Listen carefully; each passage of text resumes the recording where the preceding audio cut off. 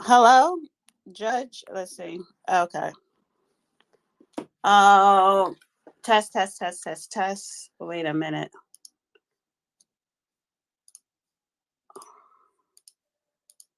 Hello, Judge. Let's see.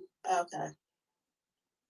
Oh, test, test, test, test, test. Wait a minute. All right. Hello, Judge. Let's see.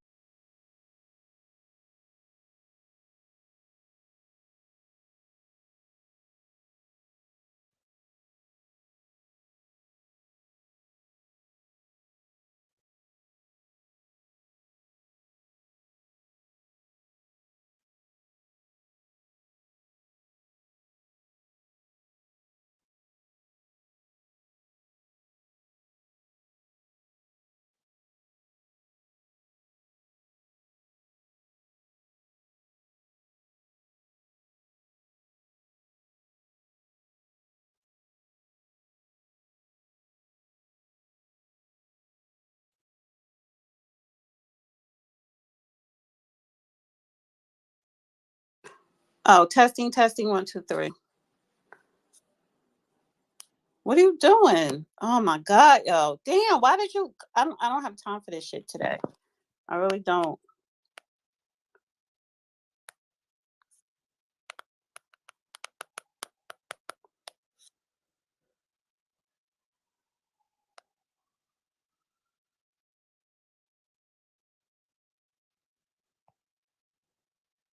Who is this person? Let's see. No. K, all those K's, honey, you look like you a troll.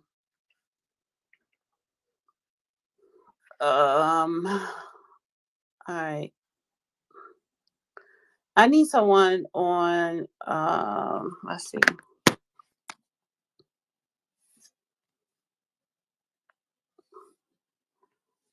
Let me share this space out.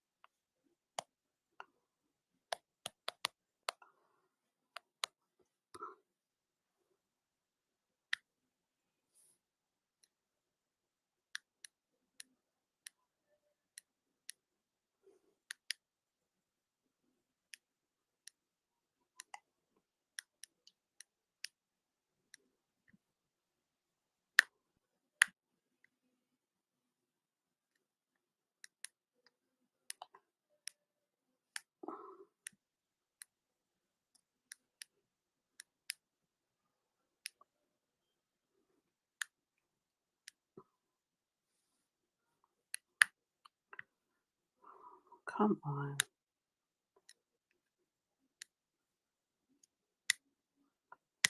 What the I'm about to I think I'm gonna have to start.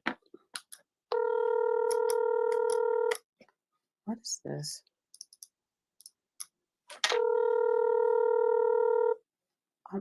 Mm-mm.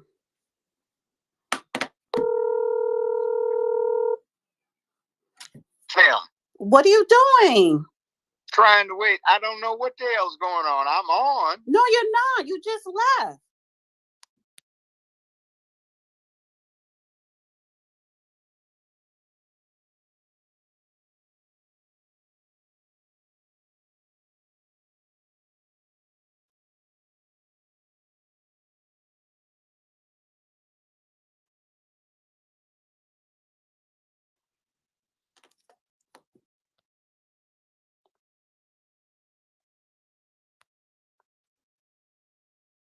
Hello.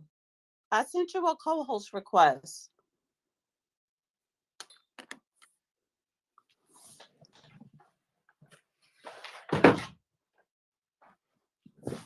I sent you the co-host request.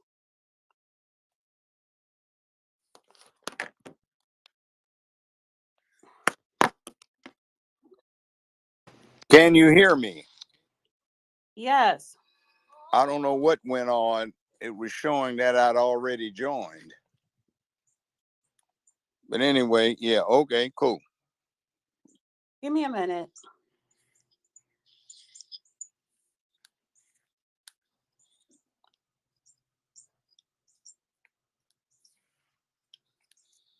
I don't know what went on. It was showing that All right. All right. Can people tweet it out? I need to put some stuff in the jumbotron. Um, I need to put some stuff in the jumbotron. So you actually came in on early or whatever, like exactly at 3. So the topic: why is Memphis afraid of the big bad wolf? I.e., thank you, OG Patrice on YouTube. Why is Memphis afraid of the big bad wolf? Hashtag Judge Joe Brown. We all know he's running for mayor of Memphis. We start early today on Twitter Space and may go over 2 hours. So the purpose is to have the conversation. Judge, you're running for mayor of Memphis, and they're doing a lot of things behind the scenes to block you. They're trying to block you on YouTube, because we always do the YouTube show on my YouTube channel twice a week. Viewership has dropped. It's like a media blackout, and locally, you're really starting to see it more so. But I just want you to explain to people why you have this media blackout. And of course, I do want to talk about Russell Brand.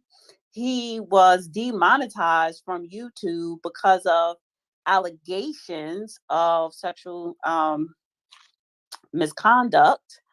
And it's like, how can you demonetize this man and he hasn't been accused of anything? He hasn't been found guilty of anything. It's just an accusation. But anyway, Judge, just go ahead and tell people about what's behind the question: why is Memphis afraid of the big bad wolf? Well, that's the question.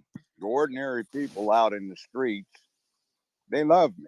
But there are people that are trying to use and abuse the ordinary people. And if I get in, I look like I'm going to cost them anywhere from 3.5 to about $5 billion over the next 4 or 5 years. And that's because they're stealing. And they have earmarked some scams that they want to run. So I'm not going to allow that. And this town is at a turning point where it can either take off and become a safe, sound place filled with industry, energy, education, everything that's supposed to be right, or the same groups can continue to do what they do to steal from the people. We have a situation where we have learned that, say, the Republican Party has given a lot of money to several of the candidates, all black. The Democratic Party has given money to the same candidates, all black. There have been 6 that have been pushed by news media that are not the leaders. And it's like they're trying to not get behind any one person. They're just trying to oppose one specific person. And the main thing that they're trying to do is convince people it's not me who's running. There is a city councilman, former city councilman, who is a city clerk, who's been very sick for the last 3 or so years. And they've been putting his picture up there as the candidate and not me. And everybody knows who I am. So there's no excuse for them putting somebody else's picture up there, unless it is to mislead. So I have a plan to reform the police department, to use the river for energy so we can produce electricity, to bring in industry, international trade, you name it. Putting the citizens to work so that they become a patrol that supplements the police department, putting that department under firm civilian control. They don't want these things. They just want the opportunity. Well, like, for example, the city claims it's broke, but yet it has committed several $billions to turning a football stadium into a soccer arena, building a new stadium, giving FedEx $350 million to expand its basketball arena when the infrastructure for the utility company is almost destroyed, giving up an opportunity to get 27,000 plus Memphis people employed at a new Ford plant in exchange for some money that's coming in on the side to certain select interests. You name it, it's what they do. Bringing in a woman that got fired from her last two positions and boosting her salary so she becomes the first chief of police in 41 years, whereas we have previously had directors who can be hired and fired at the whim of the mayor. So the police department stays under civilian control. These kind of things have been going on, and there is a desperate effort to keep them in place because certain individuals are standing and make a lot of money. One of the candidates for mayor, he's the sheriff, and he's talking about bringing law and order and peace to the city. But since he's been sheriff, there have been 52 people who have died in his custody, not convicted people, but in pretrial detention in the same building where his office is located. You have somebody who's running who got, when he was on the county commission, the city to sell him $10 million worth of property for just $2,000, and he stands to make $150,000 a month in rental from those properties that he got for $1,000 each. You see, you have another somebody who has gotten the city to commit $220 million to a major hotel chain to renovate their downtown hotel, and he's gotten 3.7% of the deal. These are the kind of things that we're talking about, and that they are afraid of me blocking. So, right. It's This is who's afraid of the big bad wolf? Memphis, Tennessee's finest. Well, this is what I wanted to say. Because anybody have questions to ask the judge, whether it's about him running for mayor, the city of Memphis, what's going on in Memphis, or anything that's trending, please request to do so. I'm just going to have this be an open forum. The number one main focus of Judge Joe Brown doing Twitter Space on Tuesdays, and anybody else Twitter Space, but mainly on Tuesdays, his Twitter Space, raising money. I put it in Jumbotron, his website, and you could go there and you could donate. If you donate, anybody listening, if you donate during this listening time, please take a screenshot and put it in the comment section so he can personally thank you. Also, please tweet out this Twitter space. I think we're going to have a good discussion today. Because I do want to talk about Russell Brand and censorship, because it does relate to what is going on with you, Judge, in Memphis when we talk about media blackout. This is happening to you right now in real time. It's been happening all year. And the closer we get to the Memphis election, October the 5th, is what's going to, they're doing everything possible to literally block you out. You even had a political analyst tell you the inside of Republicans and Democrats, they are putting money on other candidates, not because they believe they're going to win, so that you won't have a chance of winning. They don't want you in there because of what they can control all the rest of them, but they know they won't be able to control you and what they want to do for Memphis. You will probably be the one that says no, because that's not good for the people. So you have both sides of the parties. So it's not one party is better than another. It's just that one of them is practicing more Nazi socialist ideology and practices. But again, it is very important that you, the people, support if you don't live in Memphis. And if you do live in Memphis, it's early voting that's going on now until September 30th. And the election day is October the 5th. So please tweet out this Twitter space. And if you want to request to ask the judge questions, please do so. Speaking of censorship, Judge, so Russell Brand YouTube channel has been demonetized amidst allegations of rape and sexual assault. His channel has over 6.6 million subscribers and was generating $1 million annually through ads alone. So they took away the monetization, which means they took away the advertising, and people cannot send in, donations.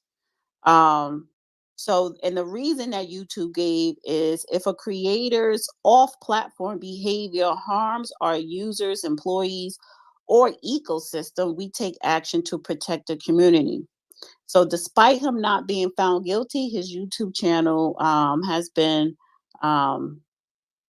demonetized. You So see that so often these days, and people are not understanding how these little incremental bit by bit chomps out of the Bill of Rights, the liberties and freedom we have as citizens in this country are beginning to add up until they're not little nibbles anymore. They're big chunks. We've seen that. So, in other words, if you want to get rid of competition, all you have to do is make the accusation, no matter how ill founded. Forget presumed innocent until proven guilty beyond a reasonable doubt. Forget even being acquitted of it. All you have to do to ruin somebody is to make an accusation, no matter how false. There are no consequences for making false accusations for the most part. Maybe you get a civil judgment against somebody, but they're broke, so they're judgment proof. So you didn't do anything. Now, that kind of thing has gotten a little too far. We tend to associate these days with rights only being attached to people we approve of. If we disapprove of them, they shouldn't have these rights. But you have a right to remain silent. Anything you say, that's Mirandizing someone, the Miranda rights. And if we had the attitude 1964 we have now, we would never have those rights stated, because somebody would say Miranda's not a good guy, which he wasn't. Most of the time when I was in my court and somebody was in front of me and they were saying, hey, this motion to suppress should be granted. Justice is blind. You can't look at who the person is and determining whether the law should apply to this person. And if we did what these people are doing, we would be very badly off. So we have gotten Facebook, Instagram, Twitter, maybe not so much now that it has become X. They're deep into this thing where they're trying to suppress what we are about as a people in the name of protecting us from ourselves, and in the name of protecting some weak people whose feelings are easily hurt. And that's supposed to be more important than the rights of the whole republic. In other words, a select group of individuals are sensitive, so you have to give up everybody else's rights so their feelings don't get hurt. That's not the way things are run. But we have to be careful and vigilant. Right. I just want to say hello to everybody on YouTube at the Real Judge Show Brown YouTube channel, and thank you, Mika Copra on YouTube, for your super chat. This is a contribution to Judge Show Brown for mayor in 2023. Johnny, you requested, you can unmute. Hello? Yes. This is my first time in a space. I want to say hey to Judge Joe Brown. I think he's awesome. But I have a question about the YouTube censorship. If they can demonetize and deplatform for whatever reasons, they say ecosystem, community, whatever, why isn't anybody on the Epstein Island list? Why aren't they canceled? Anybody that went to the island, they got proof they went to the island. Why? That's a great question. Because it's not being an equally applied law. This is a farce. This is a dodge. This is a scam to just suppress certain political and social points of view. You see, this is how you get the elements of fascism put in. You have somebody that gets a little bit of power in such things like the media, and they start imposing these rules that control what people get to hear. People don't get to make up their minds because they don't get to hear the other sides. Now, that is where we really have to be vigilant. Facebook, Instagram, and Twitter certainly impact interstate commerce and communications. Now, we had one person who didn't want to make a wedding cake, and that was just one person, and they wound up in front of the U.S. Supreme Court because what they did impacted, however slightly, interstate commerce. We had another woman who got in front of the Supreme Court because she didn't want to do a website for somebody. Whether or not there was merit in the positions, that's just because that one slight impact on interstate communications was sufficient to evoke the Commerce Clause. Now, we don't have many venues outside of Facebook, Instagram, Twitter, you name it, and they certainly impact interstate communications. So we let them get away because some people say, well, they're private enterprise. Well, you can be an individual person. And if you do anything that even slightly impacts interstate commerce and communications, you're subject to the application of American law, which embraces those things that are in the Bill of Rights. And people are trying to restrict us from the exercise of free, open, and vigorous speech. Because if you allow that, perhaps the points that are presented would overwhelm the points that somebody is trying to promote. So you never get to hear the opposite side. That's what they're trying to do. Anything else you want to say, Johnny? I had muted you because I thought you had outside noise, but it was actually the judge. You could unmute, Johnny, if you have anything else you wanted to add. Yeah, I'd like to add about Facebook. Years ago, when they had the mood manipulation study, I had a close family member. It caused them to commit suicide. And there's no way I can get revenge or whatever unless I break the law and go hunt people down, which I'm not willing to do. It's just all this big tech tyranny coming down on everybody. And I do not use a cell phone for that reason. Because of the contact tracing, the proof of vaccine, and everything. I see the tyranny with cell phones. So we're bringing our own enslavement by using cell phones. And that's pretty much all I got. Well, you know Thank what? you.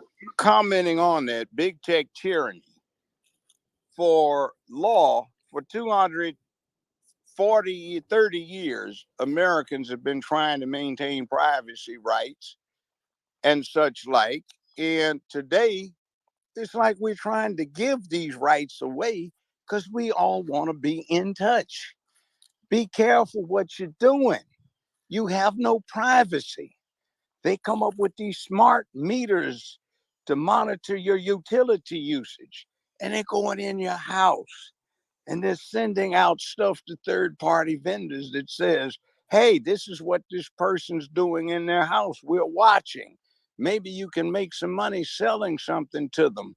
And then they tell the person they're watching, we're trying to do you a favor by having third party vendors know what you do in your house so they can help you out. But if you're helping out a third party vendor, you can help out Big Brother find out who's not thinking the way he's supposed to. Judge, your phone went out. I don't know if somebody was just trying to call you. Johnny, you can stay up. If you want to speak again, just raise your hand. I want to go to Memphis FBA. And I don't know what happened to the judge. Judge, you're muted. Maybe somebody was trying to call him on the back end. Memphis FBA, you can unmute. Thanks, Dana. Hey, one second. I just want to make sure that you can hear me and I can hear you. Judge, can you hear me? You need to unmute. He's outside walking, so he probably walked around what do you call it? A dead zone area. I don't know what is going on today. Are we still in Mercury retrograde? It ended, Oh, it did end. When did it end? supposedly. I think a day or so ago. Maybe because I am a content creator and I feel I'm pissed off that they demonetized Russell Brand, and we all could see what the hell they're doing. How it's really the marketing advertisers control YouTube, basically, because YouTube is going to do what the marketing advertisers tell them to do, and the marketing advertisers are being pushed by the DNC, so they're working hand in hand. Judge, what is going on? Because I don't want you to. I know you probably have a question, Memphis, for the judge, and I kind of want to make sure he's there to hear what you have to say. Okay, I can hang I'm on here. till I'm you here. come I don't through. know what's All right. happening. Every time something gets interesting, my phone seems to not work so well. Well, aren't you are outside? So I know, maybe. but I'm trying to get the strongest 5G signal. Oh. All right. Go ahead, Memphis FBA. So my question is in regards to the mayoral race here. So with all the white dollars and the Republican I'm dollars being listening. Go thrown ahead. with all the money being thrown at other Wait 1 second. Can you hear Memphis speaking right now? I cannot. I don't hear them. Okay, so you're gonna have to drop down, Judge, and come back up because she's talking and you can't hear her, and she wants to ask you a question about I'm gonna Memphis. drop down and come back up. Okay, 1 second, Memphis. I'm sorry, because I do like when people who live in Memphis or even in Tennessee come on a space, and talk to the judge. Okay, let's see requests. All right. I think I'm back. I can't hear her yet. Is she talking? No, she's not, and I just sent you a co-host Yeah. request. Okay. I guess All right. I'm back. All right, go ahead, Memphis. Okay, can you hear me? Roger that. I hear you. So with all the white dollars and the Republican dollars being thrown at the other candidates, how much does that truly help them? Wouldn't that hurt those campaigns more, especially like with the grassroots? They don't care about the grassroots. Here's what's going on. Down on Union Avenue, where you have Medical Center Park, Van Turner and Tammy Sawyer passed a resolution to allow him to buy that whole park for just $1,000. There is another park over there next to the Metal Museum. He was allowed to buy that no bid for $1,000. He chartered a nonprofit corporation designed to or intended to operate city parks. The city council has a resolution to turn the operation of the city parks over to his company. Okay, where does this go? Well, at the fairgrounds, we have the football stadium that was just used for the Southern Heritage football game. They want to convert that football stadium into a soccer arena for $710 million and then build. You went out, Judge. Build a new. Well, am I back in? Yes. Okay, and they want to build a new football stadium for $3.5 billion. All right, people are trying to line up to get the money. Meanwhile, downtown, there's another somebody that wants the city to pay $350 million to FedEx to expand their FedEx Forum, and also $220 million to a major international hotel chain to renovate their downtown hotel, of which he gets 3.7%. There is a vacant lot right across from the Redbird Stadium, right behind the Peabody Hotel in downtown Memphis. And these people got together and had the city sell a developer 25 acres in the middle of downtown in one of the largest cities in America for just $600,000 and then commit $250 million, that's 220 some $1,000,000 to financing this person's construction of 28 luxury units that will be gated along with associated boutique shops, and then further limit the parking in downtown Memphis to just those who have a business down there or are downtown residents and newly gentrified areas. On top of that, we have another situation that's bad. We've got Ford Motor Company putting in a factory in which, inside of 3 years from the day's date, they're supposed to hire 27,500 employees. Those employees are not supposed to come from the Memphis area, but are supposed to be brought in. So this is into an area that has a town of 5,200 people. The 5,200 people have sewer access, which was something they want, and that would feed in the 27,500 employee factories effluvia or waste into our decrepit system that we'd have to spend about $8 or $9 billion in beefing up to handle it. And also, since these people are not going to be alone, that averages out at about 3 extra people per worker. So that's 100,000 people. And then when you get Mickey D's, Malco's, beauty salons, grocery stores, for them, you're talking about a city of 250,000 people. And that would be fourth or fifth largest city in Tennessee. And it'd all be built inside of a decade, which is about somewhere 35 to $55 billion worth of revenue for somebody.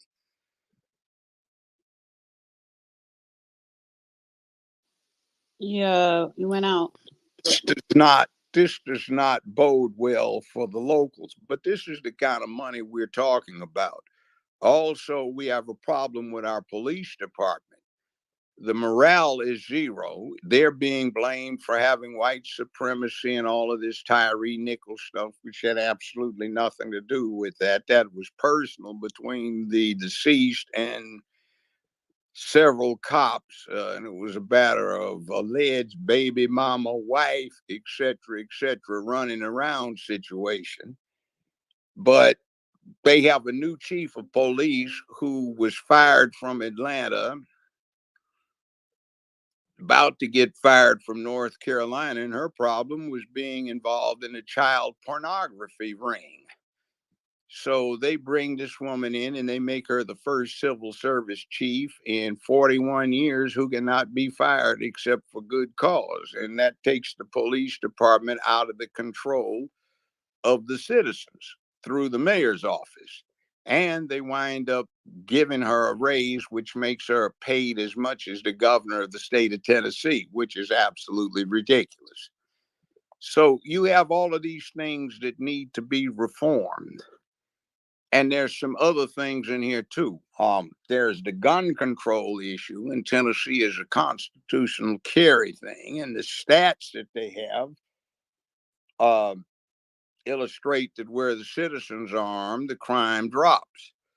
I know from 50 years in the criminal justice system, representing defendants as a defense lawyer or dealing with presiding over their cases as a criminal court judge, that if somebody is hell bent on committing a murder for which he might get a death penalty, he's not going to be deterred from what he's doing by saying it's more against the law to be armed, and the guns that are being used are not being purchased across the counter. They're coming in with the shipments of drugs that the war on drugs can't stop.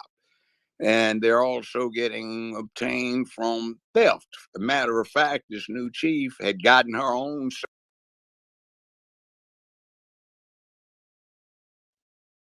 I Was can't hear you, Judge. You went out. her weapon was stolen and turned up in crime 3.5 weeks later. And that's the chief of police's sidearm. So that's how they get the guns. And you expect them to give that up? No, they're not. Now, I'm talking about putting in some patrols that will be composed of ordinary citizens who might get $1 a month for it, but would be anxious for the opportunity, go through training and supplement the police patrol so you can put fatherhood back in the hood. Hey, boy, you come over here. Don't we know you? Earl, don't you know this boy's mama? Yeah, I know it. Don't you live 3 blocks over? What are you doing out this time of morning? Look, no, you coming home.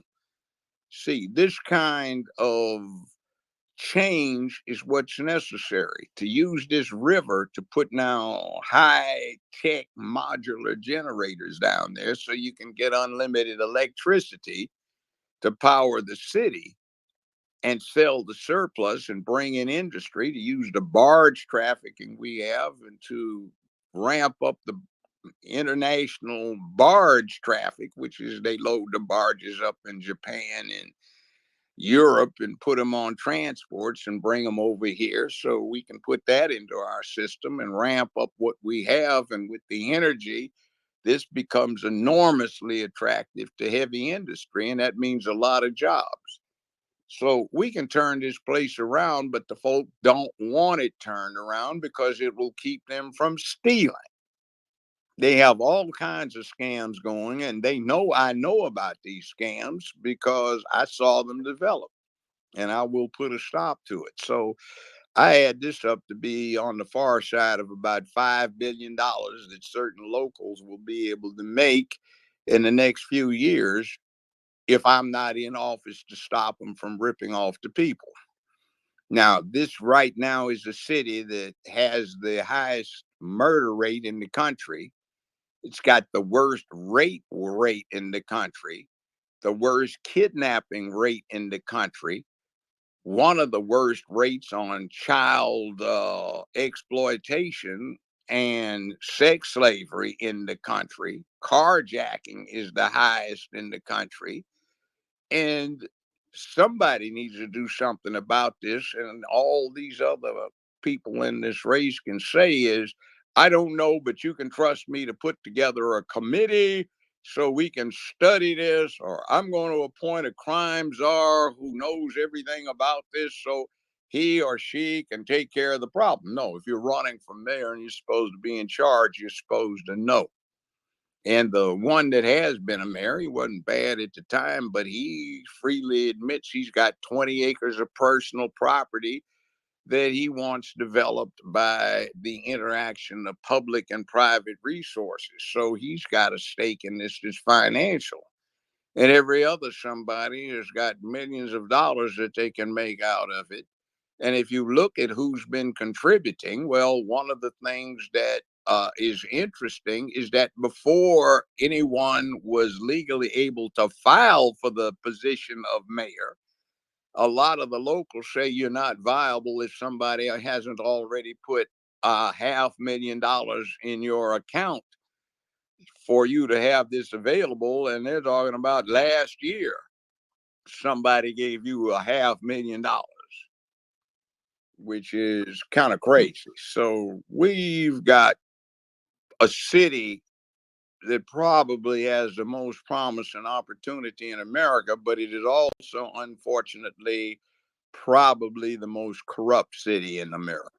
This is what I want to ask you though. Why is it so corrupt? Why are the people of Memphis voting certain people and allowing it to be Well, corrupt? here's the problem. What can the people of Memphis start Well, doing here's the differently? problem. I know what the Justice Department said in January 2021 about there being no election improprieties in America. However, they issued that report, I think it was on a Tuesday. On Thursday, they issued a nice little quiet quarterly report saying, once again, Memphis and Shelby County did not have a fair election. It was corrupted by a completely hacked voting system. They found the first time that the system was hacked was back in 2006 under the Bush administration. 2008, the Justice Department put the money up in Memphis to replace every machine. During the Obama administration, it repeatedly found that the voting system was corrupted and there weren't any elections that were fair being held in here. Under Trump, they found the same thing. And 2 days after they said there were no improprieties in America in what turned out to be the 14th largest urban area in the United States, they said once again, the election was not legitimate because it was subject to mass corruption because of the hacked machines. We have some machines that finally got replaced late last year after the Justice Department put the money up 15 years ago to replace them. What they had a problem with is the same problem California had with them, Florida had with them, Ohio had with them, Hawaii had with them, and California was so disgusted that they actually put out an online pamphlet on how to hack them. All you need is a cell phone, and if you get the codes that are available through the public record, you can enter them, follow the formula, type out a text to any third party, wait until you get in the voting place, stand within 5 feet of the machine, press send. You now own the machine you are in front of, the whole precinct in 10 minutes, and the whole system in 45 minutes to an hour. And they reported that January 2021. So the people around here have been used to having selections, not elections. Also, there is another problem. This is the largest predominantly black city in America, and it is, interestingly enough, a city where, southern location or not, black folk never got their rights to vote taken from them because there was this famous guy named Boss Crump who ran Memphis for more than a half century, and he never had a white majority, always a large white minority.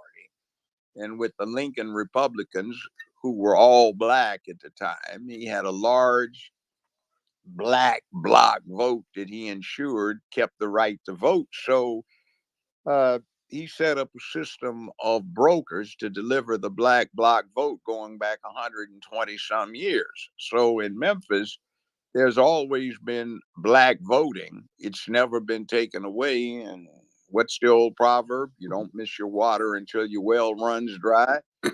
So we have a history of corruption where elections were bought and delivered. And that is continued on to the day. And they keep having these stings, and they usually wind up with 15, 20, 25 politicians going and doing federal time or state time for corruption. And that's still not changed. Okay. All right. I want to go to Mimi, then the Negro. And guys, if you want to request to come up, please do so. Please tweet out this Twitter space or X it out, post it out, repost this Twitter space. And of course, we all know Judge Joe Brown is running for mayor of Memphis. But if you don't know, now you know. His website link is in the Jumbotron. Please click it and donate. Early voting if you live in Memphis. Early voting is going on right now until September 30th, and the general election for the mayor of Memphis is October the 5th. And we want you to go to the polls and vote for Judge Joe Brown. And he also needs your money. All right, so Mimi, and please don't come up here, Mimi. I'm not on no trolling shit today. So go ahead, Mimi. Okay, thank you. And thank you for letting me speak in your space, Miss Dana. And Judge Joe Brown. I have a few questions to make sure can be validated speaking with you as far as my language. So I just wanted to get your input or thoughts to make sure I'm doing it right. Is that fair game, Mr. Judge Joe Brown? Go ahead, say what you have to say. Okay. So back in 1854, Abraham Lincoln, I think it's 56, or you can correct me as far as the dates or year, he did do 1 mule, 40 acres, right? It wasn't Abraham Lincoln. It was January 16th, 1865. General 1865. Oh, I was cheating. Look, I was trying to. Your mic went out, Judge. Why everything, Well, I know, here's I my don't question. know. I Okay, don't go know ahead, why Judge. it Go does ahead. that when I get to saying something important. But here's what the deal is. It was January 16, 1865. William Tecumseh Sherman, General, issued an order in his military district that set aside 40 acres of confiscated rebel land and one army mule for every black family who had been freed. General Ulysses Simpson Grant, commander of the Union Army, endorsed that. That went on to Lincoln. He endorsed it in the Republican House and Senate, wound up passing some acts to enable and fund it. So it was working fine until almost July of 1865, after the war was over, when President Johnson, who was a Democrat from Tennessee, but had been included in the Republican Lincoln. But she has a question. She has a I know, question but to she's ask you. asking me about the date of what date was it? No. But okay, ask your Okay, question. so Mimi. anyway, so- that's where it came about. Thank- So it was in effect and it was working Okay. until July 1865, when it was ended by the 1860. presidential I love executive. dates. Thank you for correcting me, and I appreciate you, Judge Joe Brown. So my question is, and I'm talking about language, and I hear a lot of, I call them smooth skins, by the way. So I have a lot of Black younger folks wanting rep. What is your I'm question? What is trying. your I'm question? getting there, Miss Dana. Hold on. No, I need you to ask. Oh, well, I'm getting there. Is there? Dana, Hold on, Judge. Here's my question. let her go, Hold Dana. on, Miss Come Dana. on, go ahead. Is there a difference of language? Reparations and reparations. Reparations for slavery, but reparations is that stimulus check. I have to speed up. There's no, I'm talking there about is language. no, Okay, go. If you can. there's no legal consequence to that. That's just pop culture stuff. But they're saying reparations. The part is for like No, that's slavery. But reparations no, is the COVID. there legally reparations is reparations. It's a word. In other words, it's compensation for a wrong. First of That's all, all it is. That's what it means. I said that I'm not in a mood for no trolling. I don't know. What are you coming up here talking about? Some rep per. Well, There's I've heard that. No, I never did. She's making shit up. No, hold on. I've heard that, and people have actually asked me that elsewhere. Reparations and reparations are exactly the same thing.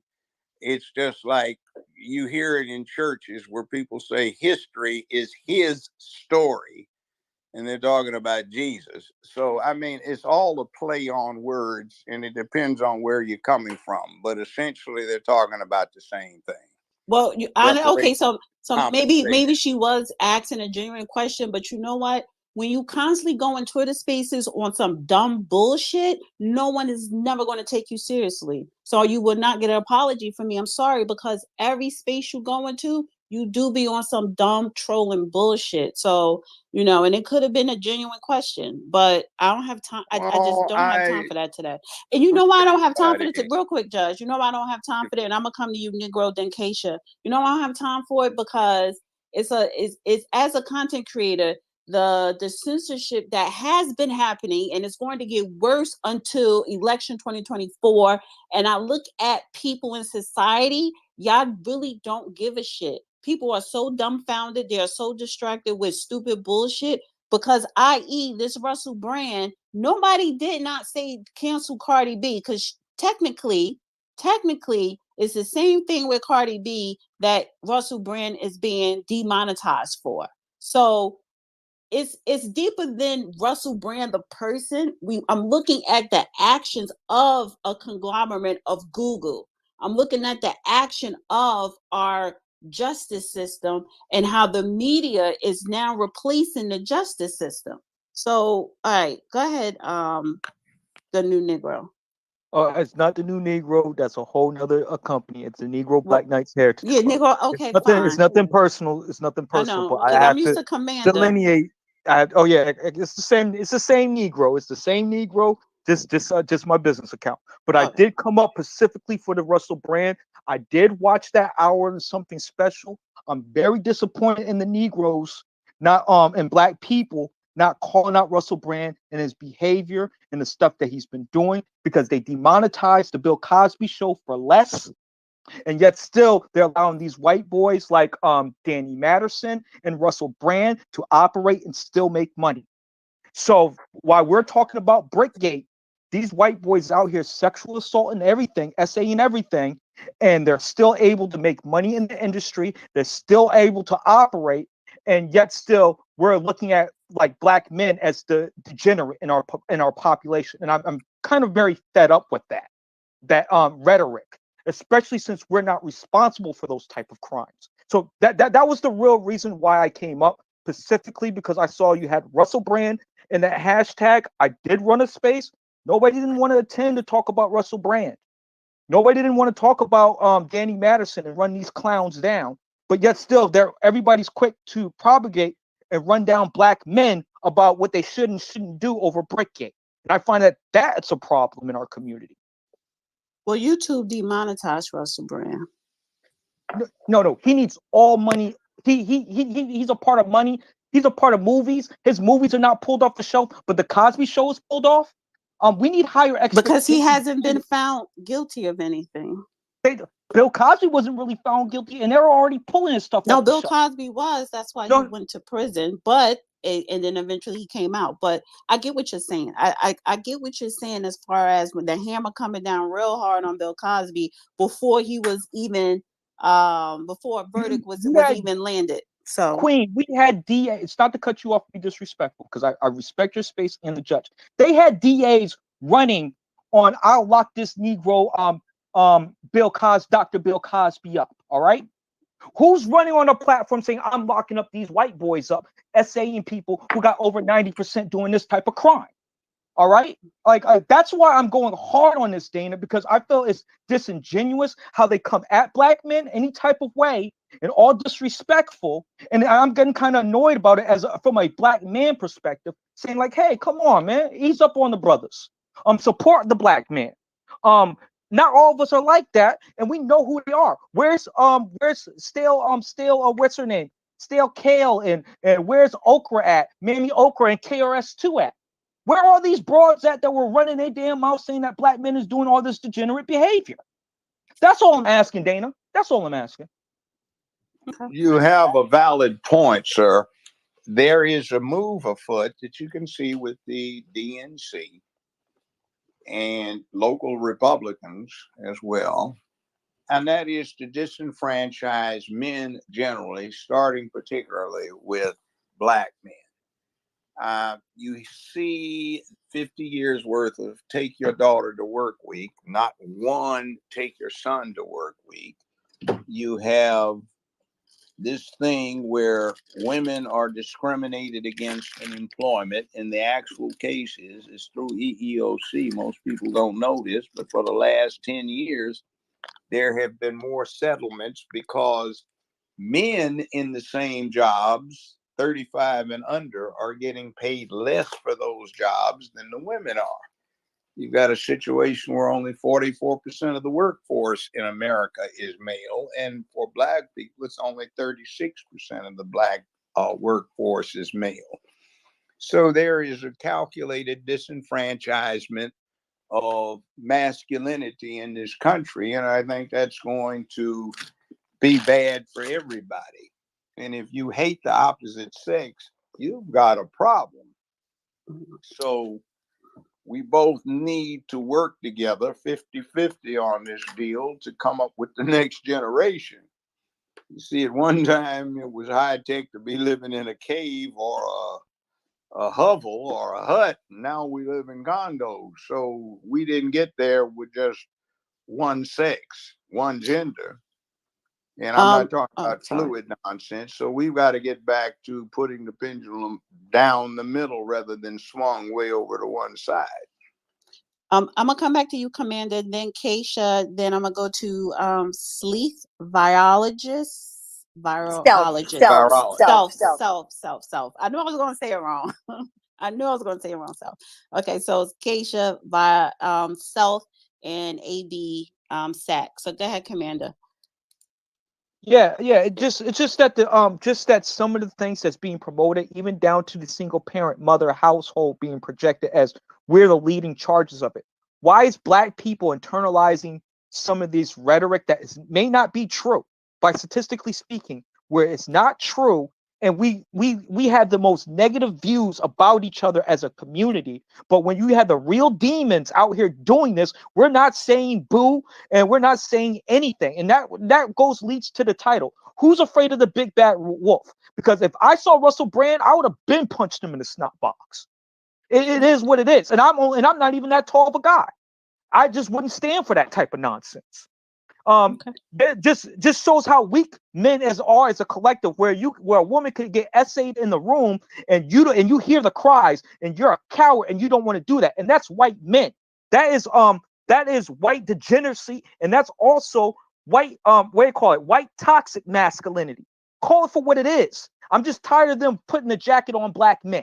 I'm just tired of them putting it on Negroes.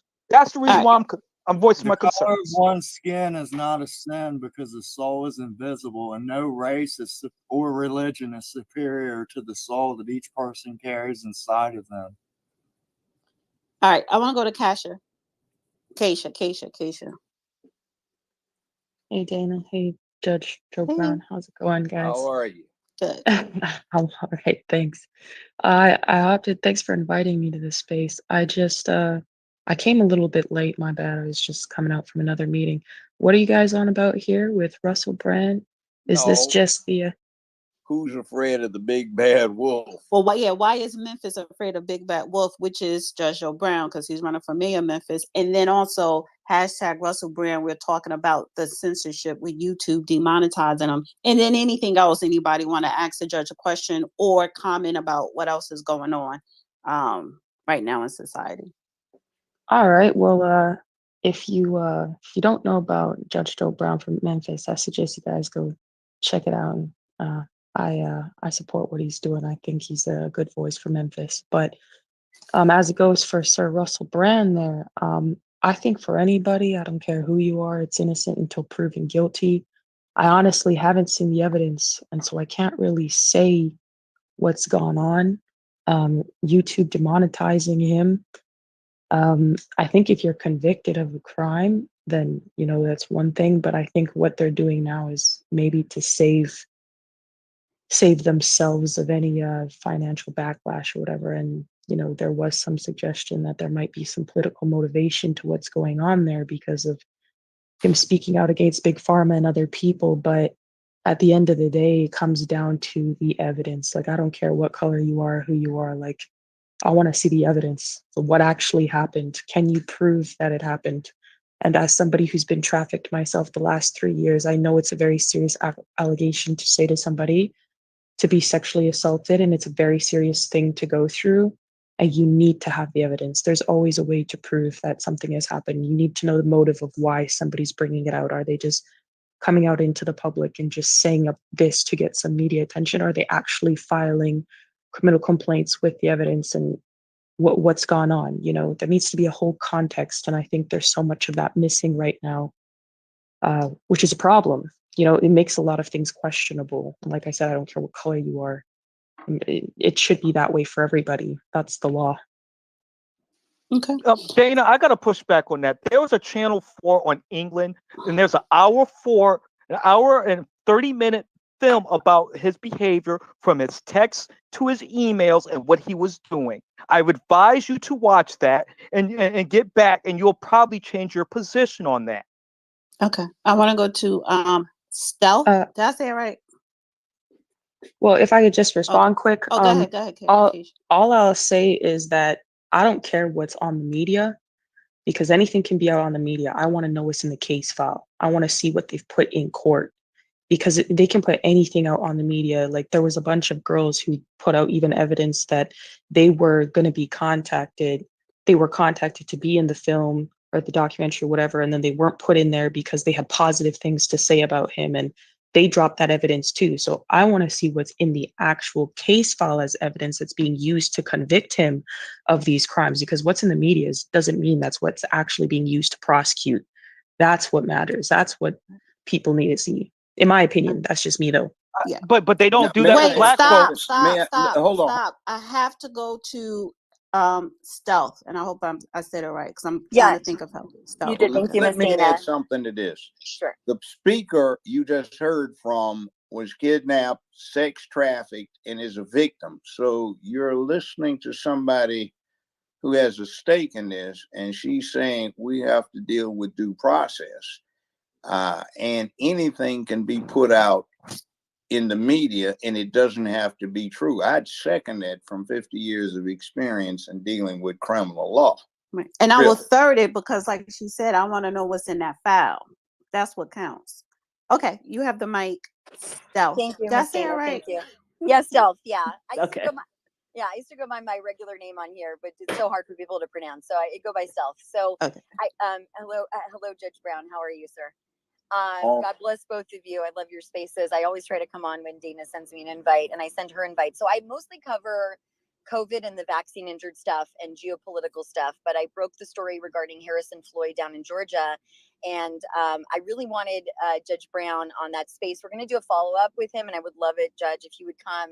I worked with the team that was doing the fundraising for him, dealing with Fani Willis in Georgia. So I would love both you and Dina to come as guests next time so I can get you on stage. And any support we can give you for your election, let me know. I'm involved with the Heritage Foundation people. So please let me know, Dina, whenever you guys can attend. That'd be great. Yeah. When is it? When do you want to have the space? I'm gonna find out. I'm gonna speak to his people, and we'll make sure get you that kind of advance. Sometimes we'll do these quick pop-up spaces because when he was in prison, they were supposed to let him out that day, and they didn't. They held him again overnight, and so we got him the next day on his space, which was great. We were supposed to get him that day when he left prison on a call, but then he did a big follow-up space with us, and he went down this past, I think, Tuesday. And we raised, I think, $100,000 for him to get other men that are not able to pay their bail amount in Georgia that are there on misdemeanors out of jail. A lot of young men that are just sitting there, some for months and months because they couldn't pay $250. So we raised, I think, almost $100,000 in that space. We had a really big Christian radio host who donated and equally matched. We had another guy who equally matched. We raised $300,000 for Harrison Floyd's defense. That already happened through the Heritage Foundation guys and the Trump people that we're affiliated with. And they raised $100,000 to get young men and women out of that jail that has just been sitting there. They've had 10 African American men die just while waiting there for hearings or for bail. And every single reason is worse than the other, and it's just shocking the what's going on in that jail. So the jail's under investigation by the DOJ for just the gross negligence in care for people that are there. These are people that are not even found guilty yet, just so you understand. And then just recently, a young male passed away, and the way that they found his body was horrible, and it was just major neglect, and his parents are devastated. So I covered that in that space last Tuesday as well, and so. We're supposed to do a follow-up space regarding the people that they were able to get out of jail by paying, and Harrison Floyd flew down there. So that space we haven't done yet. So we'll do that, and that should be in the next day or two. So we'll make sure that gets out there as well. Let me say something on that. One of my opponents is currently the sheriff in Shelby County. That's where Memphis is. Since he's been sheriff, 52 men or women have died in his custody. Pre-trial, they haven't been convicted of anything. They just can't make bond. And his office is located in the same building where they died. So that's 52 people. He admits to only 41 being dead, but that's way too many. And they simply couldn't make bonds. So they've died, and he wants to claim it was all accidents. But you don't have 52 or 41 accidents, and he's running for mayor. And is he with the DNC or with the RNC, or what is he with? It's a nonpartisan position in Memphis, but he's received money from the Republican Party and the Democratic Party. His name is Floyd Bonner. Floyd Bonner. Okay. So that's 52 dead people that there is no explanation for, and that's been since he's been sheriff, and that's way too many. I don't know those local politics. Is it more a left-leaning or right-leaning area in that area? This is Memphis, Tennessee, the buckle of the Bible Belt. Okay, got it. Okay. And he's black. He's not white. Okay. At this point, it's like they fired 5 of the people in charge of that prison, and they were all African American, and so they got fired because they're letting young black men die. So I don't think it's any more a color thing or anything. Literally has to do with the internal politics and just like them not doing proper care for people that are just waiting. Some of them were in the mental unit in that prison, and it's just they're not even getting fed. It's just horrific. So This yeah. this isn't even a prison. This is just pretrial detention. Oh my gosh, the courthouse. The courtrooms are located in the same building. This is not a prison. Wow. It is in the same building with the criminal courts, the sheriff's department, police department, public defender's offices, prosecutors' offices, and the city courts. That's where 52 people have died. Have you reached out to Blacks for Trump or the other organization? Because I know both those guys that lead it now because they were in our space. Oh yeah, I'm in touch have? with them. Problem I'm Okay. having here is that they're trying to do a blackout on me. But aside from that, these are horrible things that have been going on. We've got a black female chief of police that's been here a year and a half, and she turns out she got fired from Atlanta. Same thing down in Raleigh, Durham. She was about to be fired, and what she was getting fired for was, guess what? Aiding and abetting a child porn ring. Oh my God. And the people she was helping out are now doing federal time for that. But they hired her here, and we have one of the highest rates of child kidnapping and sex slavery in the country. Oh my God. Okay, So this needs to be discussed. So let me. Yeah. I'm going to speak to that group, Harrison Floyd, and those other guys. And when we do that space, I'd like you to share the story if you're comfortable, because we get up to 4, 5, 6,000 people that will listen to those spaces as well. So I think that's significant. Yeah, definitely send me the information, and I'll send it to the judge too. But I send it to me, and I'm gonna make sure that he's in that space. Okay, good. Yeah. So what I also wanted to bring up was, and I appreciate TNBKHC, who the gentleman who's making the comments earlier with the white circle with the square box, regarding the demonization of men and what's happening. So I'm a very conservative religious woman, and so I obviously promote men being kind of head of household and their responsibility. Me growing up I live in the area where Russell Brand had lived for years, and I know people that know him, and I've seen him several times in private events and everything. That's all I'm going to say about that.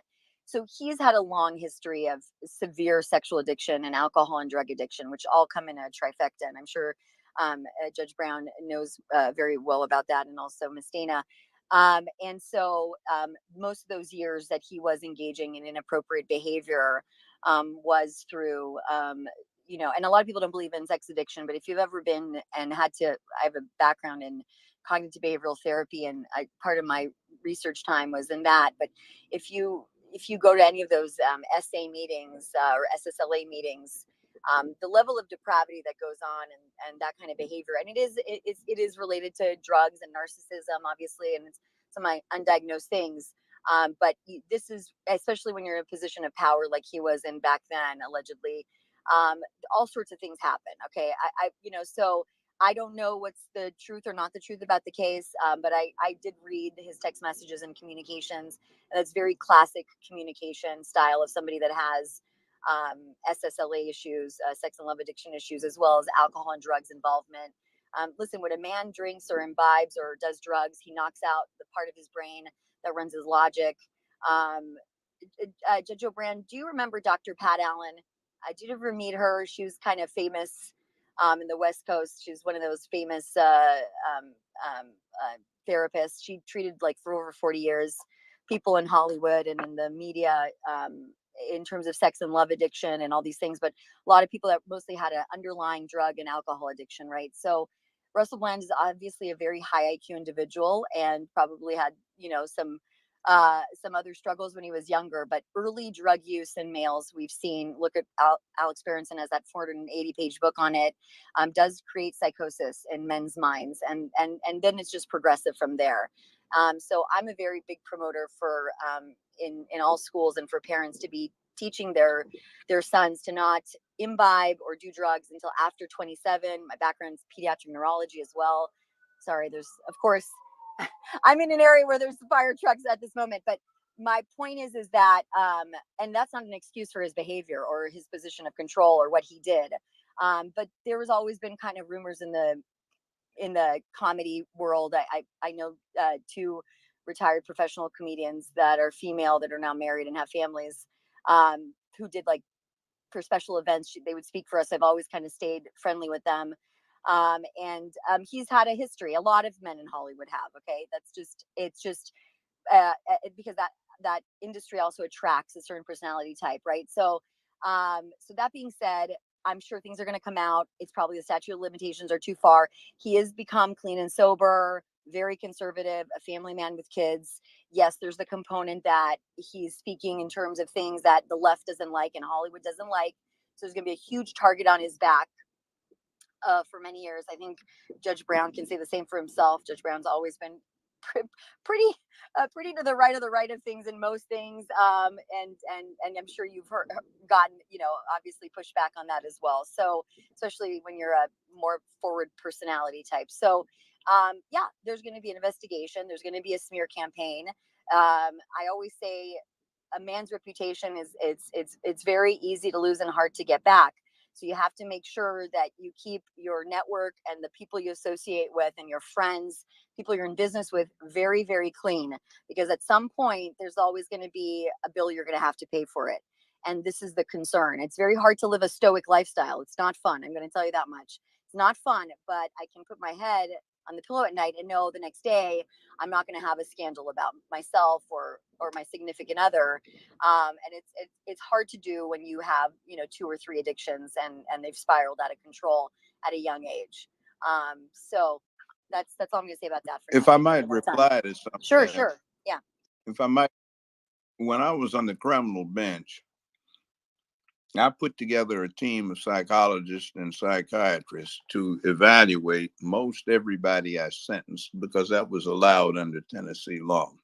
And we did a very detailed thing because we were trying to get to the bottom of a lot of stuff. What you're talking about, this kind of sexual addiction, isn't so much associated with those who just like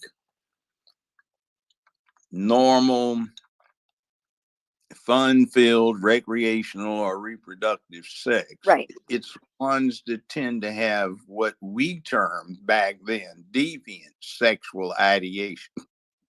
In other words, what they had in mind was not healthy, and they kept trying to go out and get this unhealthy thing satisfied, and they got around a lot. So it was not seduction, where somebody who was their partner enjoyed the process. It was something that was basically, we felt sick, and they sought the satisfaction of these sick urges. And that's where the real problem comes in. Now, there's somebody, Dr. Cheyenne Bryant, that's a good friend of mine on the West Coast, who is becoming an authority on stuff. And she's also got a program that I find interesting. She hooked up with Los Angeles Police Department. So every officer periodically has to be assessed and evaluated by her as to his or her continued fitness to remain armed in the public, which I think is a good move. So there are people that are interested in these things where characteristic behavior of certain individuals becomes dysfunctional when it turns itself into negative interaction with people. 100%. So I appreciate what you said. So I did my training for a period of time with Daniel Amen, which some of you guys know, like heal the brain, heal your whole self. So essentially, a nationally known neurologist, and everybody always has discounted his processing of brains. And he sees a lot of celebrities, like he's famous. You go on YouTube, anywhere, he's very famous neurologist, but he does 5 PET scans of the brain, and he asks you certain questions to see what's firing and not firing. And you'll see, like, Miley Cyrus, a whole bunch of people have been his patients for years, and it's very public about that. And you'll see that, early drug use is a huge issue and early trauma. And so cognitive behavioral therapy, EMDR, which works for people who have been traumatized from rape, mostly, it's very effective. And that's like a light therapy. These are hard things for people to get access to. And they're so inexpensive to replicate and train and to actually help people with. But cognitive behavioral therapy and EMDR and 12-step programs. 12-step programs are phenomenal, and it's free. And during the pandemic, everything was so shut down, and there's really not enough funding for those programs. And so many people have been able to get both sober and sexually sober for those programs because it gets you to focus on your relationship with God and being of service. That's why, not to say like in every religion and every non-religious or atheist population, you have people that are more observant. The more busy you keep yourself and the more of service you are, you tend to not get yourself in trouble. That's why we put our kids in sports, after school programs, get the kids tired enough so that at 9 o'clock at night, they're just trying to fall asleep in bed, not being on the internet or running around on the street doing stuff they shouldn't be doing. So I'm a huge proponent for that kind of evaluation. It has but there's just been so many things that impact now, right? Obviously, I'm coming from the vaccine side, and for you guys that don't know, I was pushing back many early years earlier in my career against the use of over vaccinating in the African American communities, because that was one of the communities that where vaccines were so heavily pushed and still are. It's the only thing me and Farrakhan have any agreement on. Other than that, because I'm an Orthodox Jewish woman. Other than that, not a lot. But I was seeing that early on in the amount of increase in autoimmune disorders amongst young female Black women. So I've worked with Serena Williams before. I create protocols in community hospitals for women that are young, that are pregnant, to get proper care for cardiac issues as well, and rare diseases that affects the African American community and minorities, but it's mostly African American or Hispanic, but mostly African American women. So there's a lot to be done that's not done in the communities, and the focus is what I've seen, and I have no opinion to give. And what I feel sad about is, $80 million that is missing or not found from the BLM stuff. I would have loved if there was actually put into practice to have education regarding autoimmune disease and vaccine injuries in the African American community. And that's something that's never been talked about. And I would love one day to be a proponent of it. And I think they're getting more awareness now because of the gentleman who's like the top 12 disinformation list, gentleman Reslan, who is an offshoot of Farrakhan's anti-vaccine program, obviously.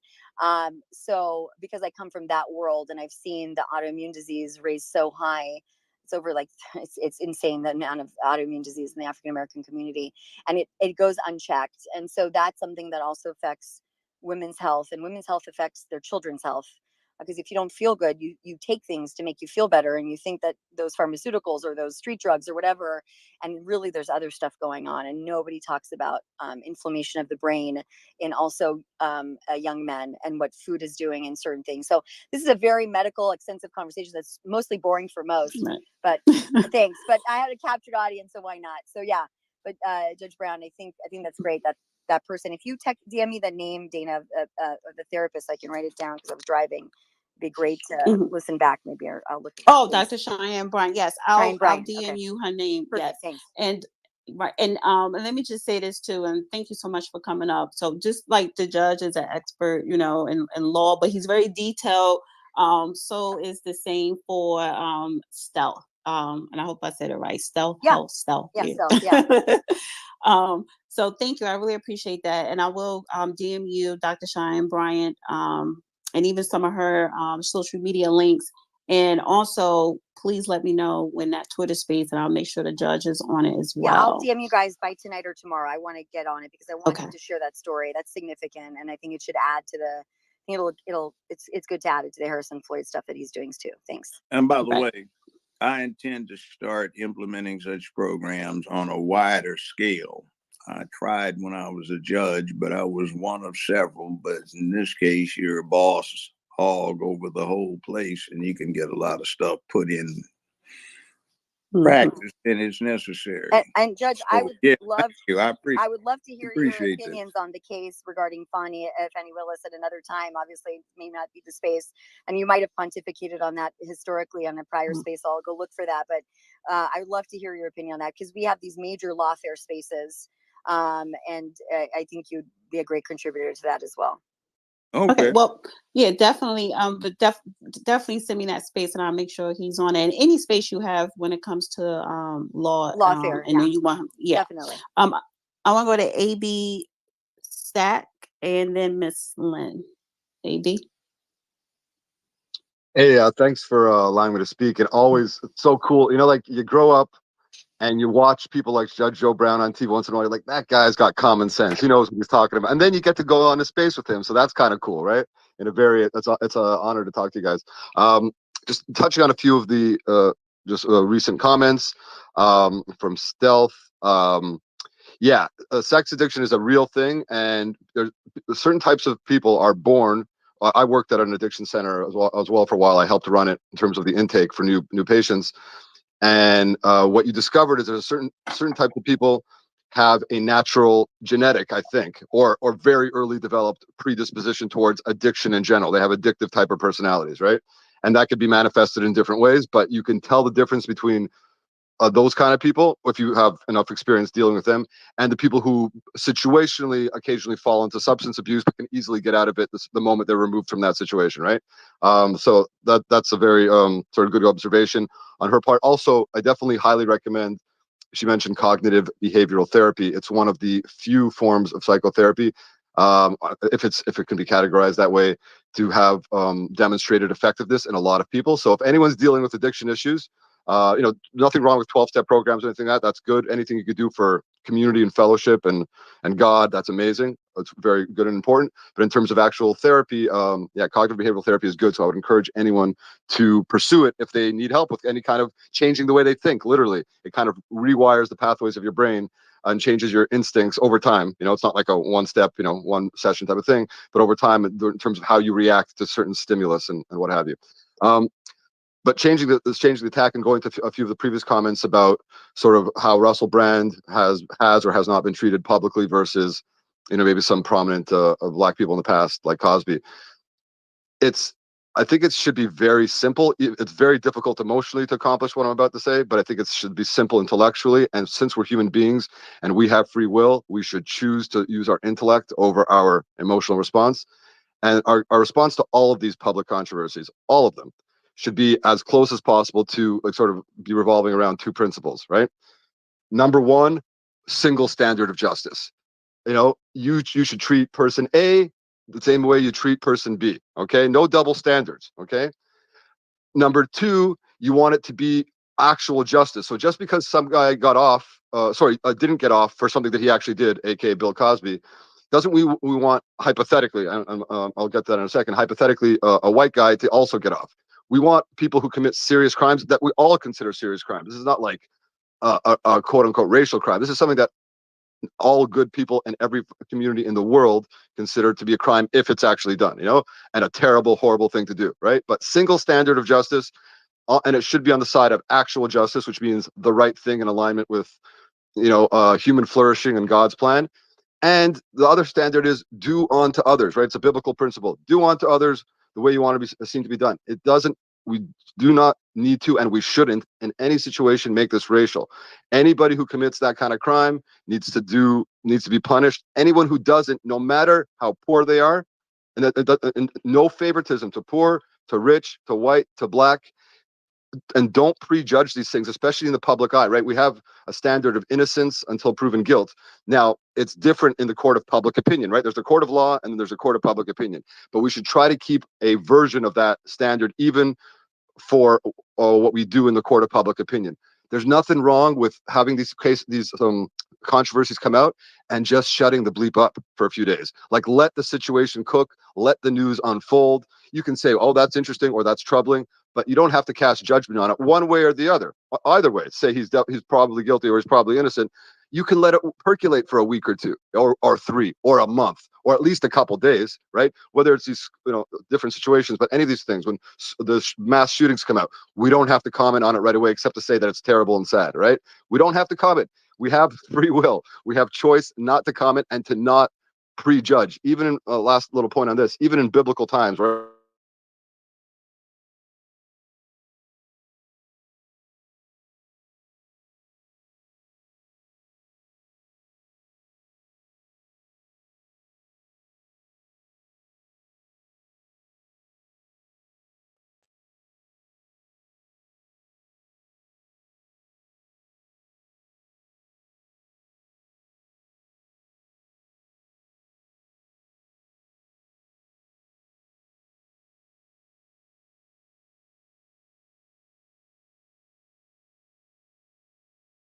And it's very hard by that.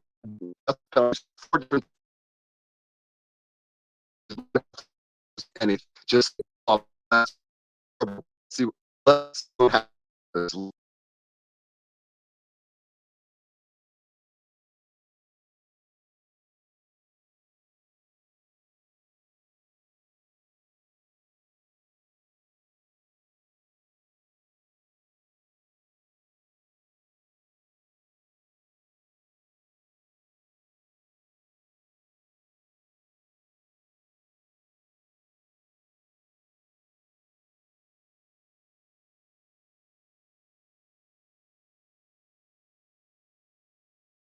Let the situation cook. We're so see what happens. Okay, that's found. That's pretty much statement of the law. I would just say Mem Cosby, when he actually, even though he was ultimately acquitted on appeal, he did that. Well, sometimes that is the crucial issue in criminal prosecution. Somebody freely admits doing the act, but intended and did not commit any crime. I offer the, oh, this is one, justifiable homicide. The defendant does not deny the killing. Okay, Can, hold on. Okay, can you I guys don't hear know. me? I cut off. Okay, here. I'm here. Okay. I think that was profound what just got said, but I would Can make you a, guys hear me? I hear Yeah, you. Dana, we hear you loud and clear. We Miss hear Dana. you. I don't know All if right. you We can hear you, hear Dana. Judge Brown. I don't know. Okay. Yeah, Judge, but you can't. It seems like you can't hear Judge Brown, Dana. Well, All can right, you I hear me can't hear now? you, Judge. Can Oh you my hear me? God. This Can, somebody else was saying that this face started glitching. can you Judge, hear can you me? drop down and come back up? Can you hear me right now? I just want to know. Can you hear me right now? We If hear you you, Judge, but she can't hear you. Can you Oh, hear me? damn. Okay, so you can So Miss Dana, if you I drop can't hear the if, judge. if you drop him down and bring him back up, you All can right. do it. Can somebody just let me know when he stops speaking? Dana, we would suggest maybe drop Judge Brown and bring him back immediately, and that Well, should hopefully Okay. All right. Let okay. me let's see. Let me, immediately. Yeah, so that might fix the glitch there. It has in the past. all right. Invite to speak. All right. Okay. Judge, can you hear me? I hear you. All right. And can everybody hear him and hear me? Yes. Okay, Okay, here's what I great. was going to Go say. ahead. The statement we just heard was an accurate rendition of the law, except I would offer something here. Cosby did not deny the acts, he denied that they were criminal. The easiest example to explain the distinction is justifiable homicide. The defendant's being tried for murder by the state. And the defendant says, I killed him, but it was self defense and justifiable homicide. So, what you have with Cosby is interesting. They had, what is it, Vanity Fair? They had some 30 women on the cover that said that Cosby had done something to them. And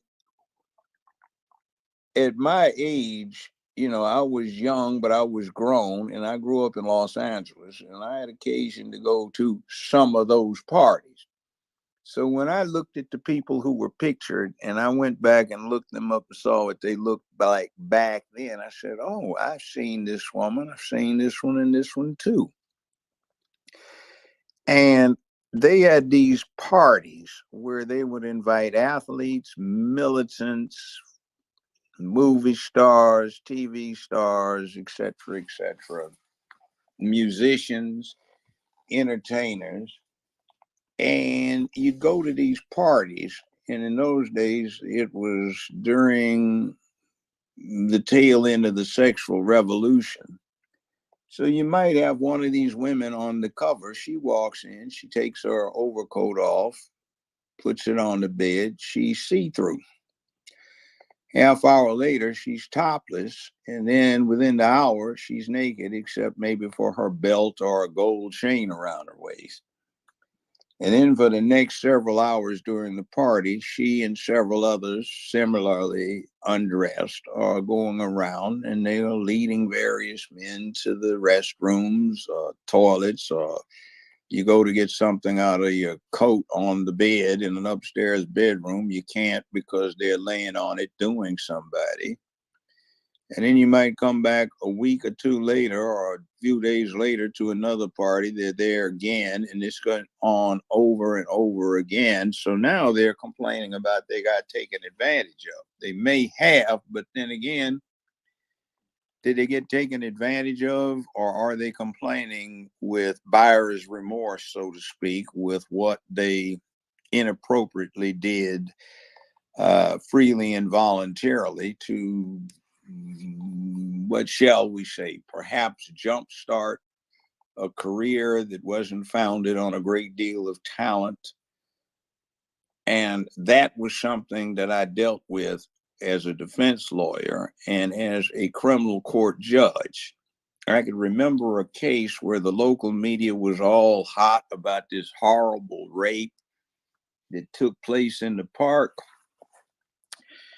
And the guy supposedly did it in a convertible and pulled a gun on the woman and threatened to shoot her in the head. And during trial, something else came out. The woman testifies that her car was parked in the same lot in this park. She climbed out of the back seat of the vehicle, went about 30 yards to her car, used the key to her car, opened up the door, went in the glove compartment and got 2 condoms and came back, and she climbed back in the back seat, put the condom on him. And I guess they proceeded to continue the rape safely. And it turned out instead of him putting the gun to her head, she dropped the gun on the ground outside of the car. He got up, got the gun, and handed it to her. So this was this horrible rape. And what it turned out was that she was mad because he promised her some money and he didn't give it to her. Now, that was the horrible rape. So these things do happen where they get blown way out of proportion. And a lot of times the purported victim does not contemplate the gravity of the situation that they put in motion. But sometimes during an act, doing a certain thing may be criminal in one instance, but totally legal in another. So just because somebody says, I did this, doesn't mean they committed a crime. It simply acknowledges that a certain thing was done, but in Cosby's case, it was by consent, and you have to deal with this saying that was rampant at the time: sex, drugs, rock and roll. Sex, drugs, baseball, football, basketball. Sex, drugs, TV. In other words, the sexual activity with somebody that was a celebrity, which was a turn on to the individuals involved. Now, 50 years later, 45 years later, 55 years later, somebody with a failing career may look at it as, it wasn't my fault, I got abused. Now, maybe they did, maybe they didn't. So keep that in mind when you listen to a lot of these stories. What people say and claim is not always what actually winds up having happened. So just, it's a bad policy to do mob justice, whether it's trial by opinion rather than what's going on. And I would add one more little example. I can remember a murder case where the press was all with the hots. This guy needed the death penalty. The jury came back with an interesting question. Your Honor, if we feel the victim deserved killing, do we have to convict the defendant? Now, that's from 12 people on a jury. Okay. I want to go to Miss Lynn and Badass, and then I'm going to swing back to the hands, Keisha and the new commander. Miss Lynn? You can unmute. Miss Lynn, unmute. How are you doing, Miss Dana? Hello. How you doing, Judge? Hello, ma'am. It's so good to hear your voice. I'm still watching your program and everything. So it's good to, you know, see you. And I pray that you're well. And I know that you're gonna win what you're running for. And I would really love to see the first thing on your agenda as far as the office that you're running for. But I just wanted to speak, and I also wanted to go ahead and pass the mic to, or give my time to, the Negro Black Knight, if that's okay with you guys. Y'all have a pleasant one. All right. All right. First Well, thing I'm going to do, by the way, is demand everybody's resignation on my desk within the week, and we'll see who gets retained and who does not. But anyway, that's another thing.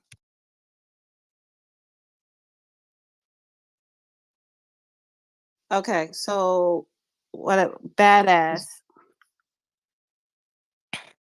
Hello, good afternoon, everyone. Hi.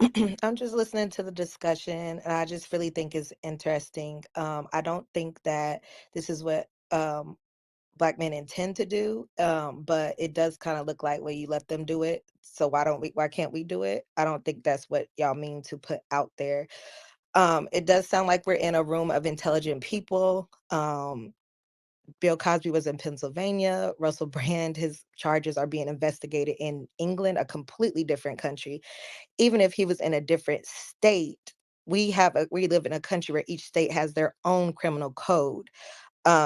It's kind of irresponsible to discuss the different sentences that people get without also discussing that aspect. And then on top of each state having their individual criminal codes, each prosecutor, each DA is going to approach every case differently.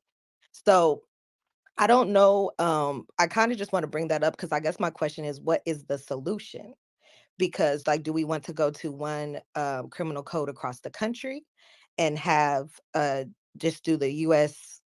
State attorneys prosecute all crimes, not just federal crimes?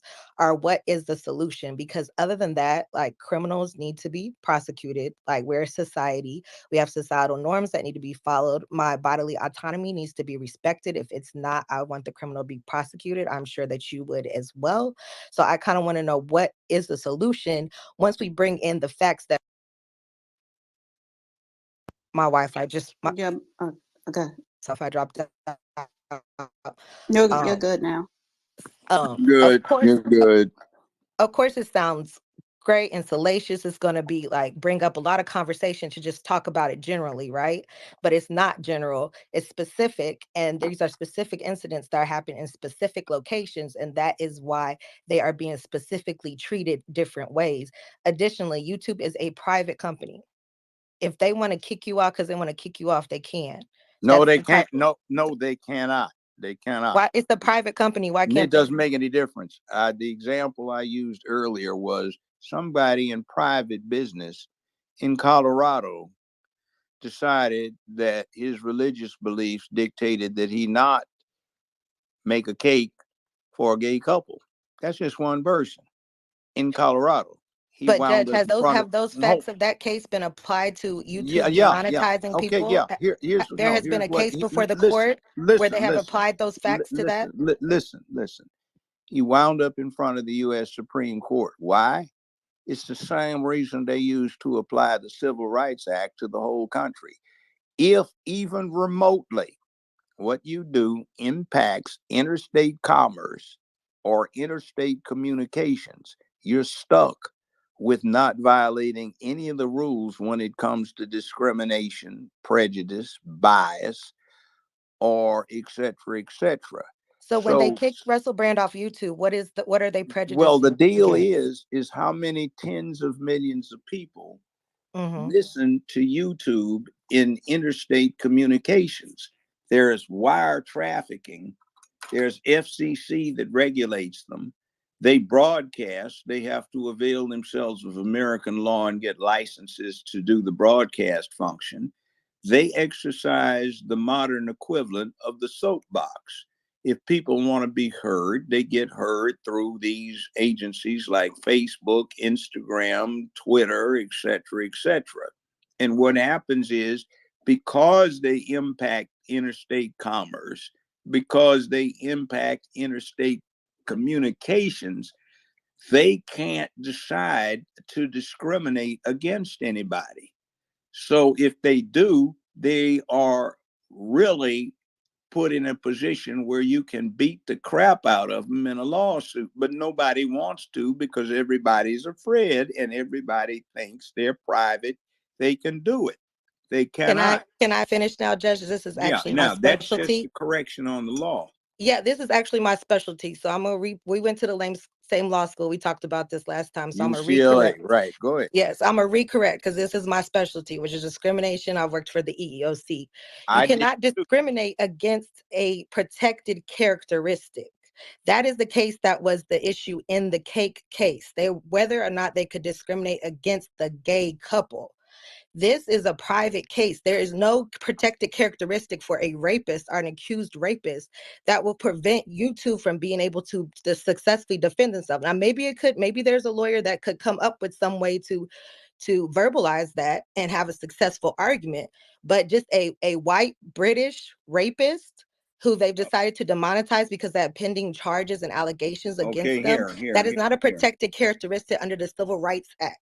Okay, here. You don't have to go to the Civil Rights Act. There's a more important one, that the Civil Rights Act itself. You're going to say First Amendment, but it doesn't. I'm talking about the Bill of Rights and under the 14th due process of law.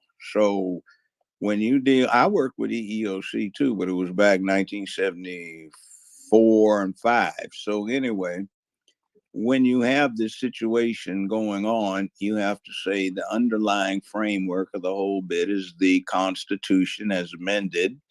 And the first 10 amendments are known as the Bill of Rights to prevent certain things from happening. If you deprive someone of the exercise of those rights, then you are doing just as much wrong as you are if you discriminate against them. The exercise of what rights, though? I think that's the point that I'm trying to say. I'm just saying, that we're disagreeing on. Hold on. First Amendment.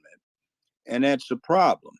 Like what you are saying would require a law that says you can deprive someone if you monopolize the means of communications for a certain venue. You can deprive them of the right to be heard. And they might want to say something in their own defense that has something to do with ameliorating public opinion, considering what they're being accused of. So when you sit and say Facebook is privatized, you miss the point. You would not be able to apply basically any of the civil rights acts. You would not be able to apply anything that came out of the 13th, 14th, 15th Amendment situations if private enterprise was exempt. They're not. So the reason they're not is because of the Commerce Clause. That means that if there is any impact, however slight, on interstate commerce, which has been interpreted to mean interstate communications as well, hence that's how we have FCC, Federal Communications Commission, that has jurisdiction over things that go out over the airways, how the feds have a crime called use of not only the mails, but of electronic communications to commit criminal activity. That's how they get jurisdiction over them. So we do have this expansion, and it becomes a limited reading if you want to say there are categories that do not have these situations. Another thing is that Facebook requires the function of broadcasting, which is subject to FCC regulation, and you have to have a license to do what is done in order to put out the product they get. So when you submit to the use of the airways, which have a limited scope in terms of available civilian frequencies. They are regulated.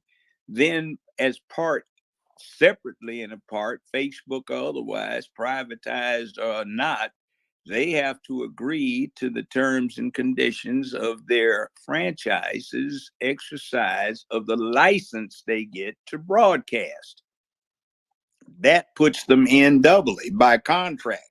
So Facebook actually has an FCC license to broadcast on the frequencies they use that you can pick up with your cell phone or other devices. And part of that is they will comply with the regulations of American law, which include, first off, not just Title VII, Title IX, whatever it may be, you also have to comply with those amendments into the Constitution itself. I have a question though, before you respond, badass.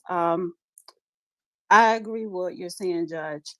What if the loophole for YouTube, or how they could get away with it, for me as a content creator, anybody else who want to upload or go live on YouTube, you have to sign a contract, a community guidelines agreement. Now, in that contract states you can't do blah, blah, blah, blah, blah. So is that the loophole to where I signed a contract where they get to dictate to me what I can and cannot say, even though going to what you were saying, YouTube can't do it. But if they create a contract and we sign it, we're upholding to that contract. Well, also there's this thing of, hopefully they've got a severability clause in the contract, because you cannot have someone waive a constitutional right. Now, here's the other thing. You can't compel them to be stuck with that. Now, here's the other thing. What is happening right now, and the language I hear bandied around, is exactly the same as what happened 150 years ago when we started getting the rise of public utilities, which were privatized. That is, the supply of gas for gas lighting, which was the high-tech thing in urban areas. The utility companies pushed a position that they were private, that they could restrict the supply of their product, that is gas, to various areas if they chose.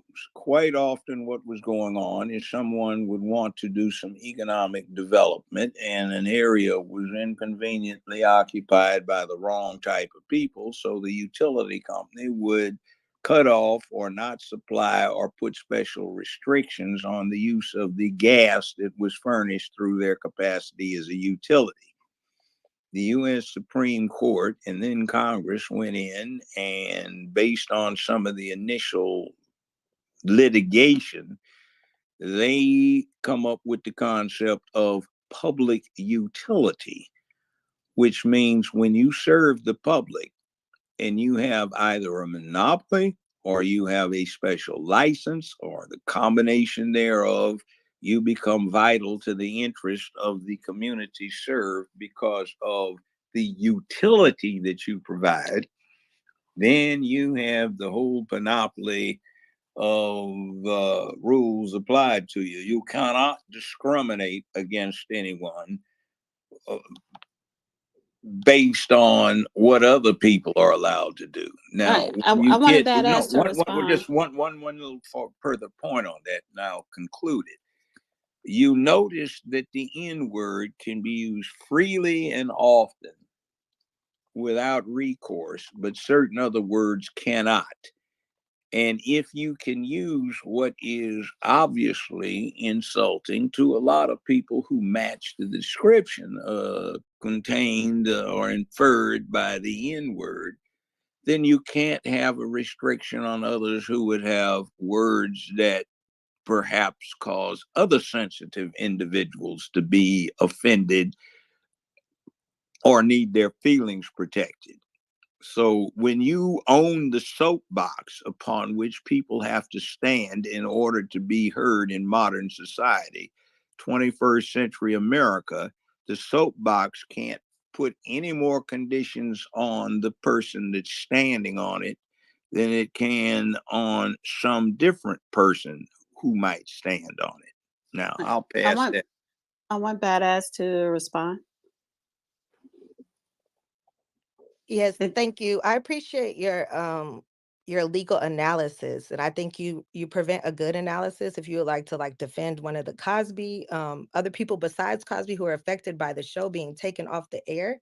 But I have put in the comments, I'm going to also post it. This has already been debunked by courts. um like I said, and honestly, actually, in the last one, I think it was Prager versus Google, or it might have been a different one.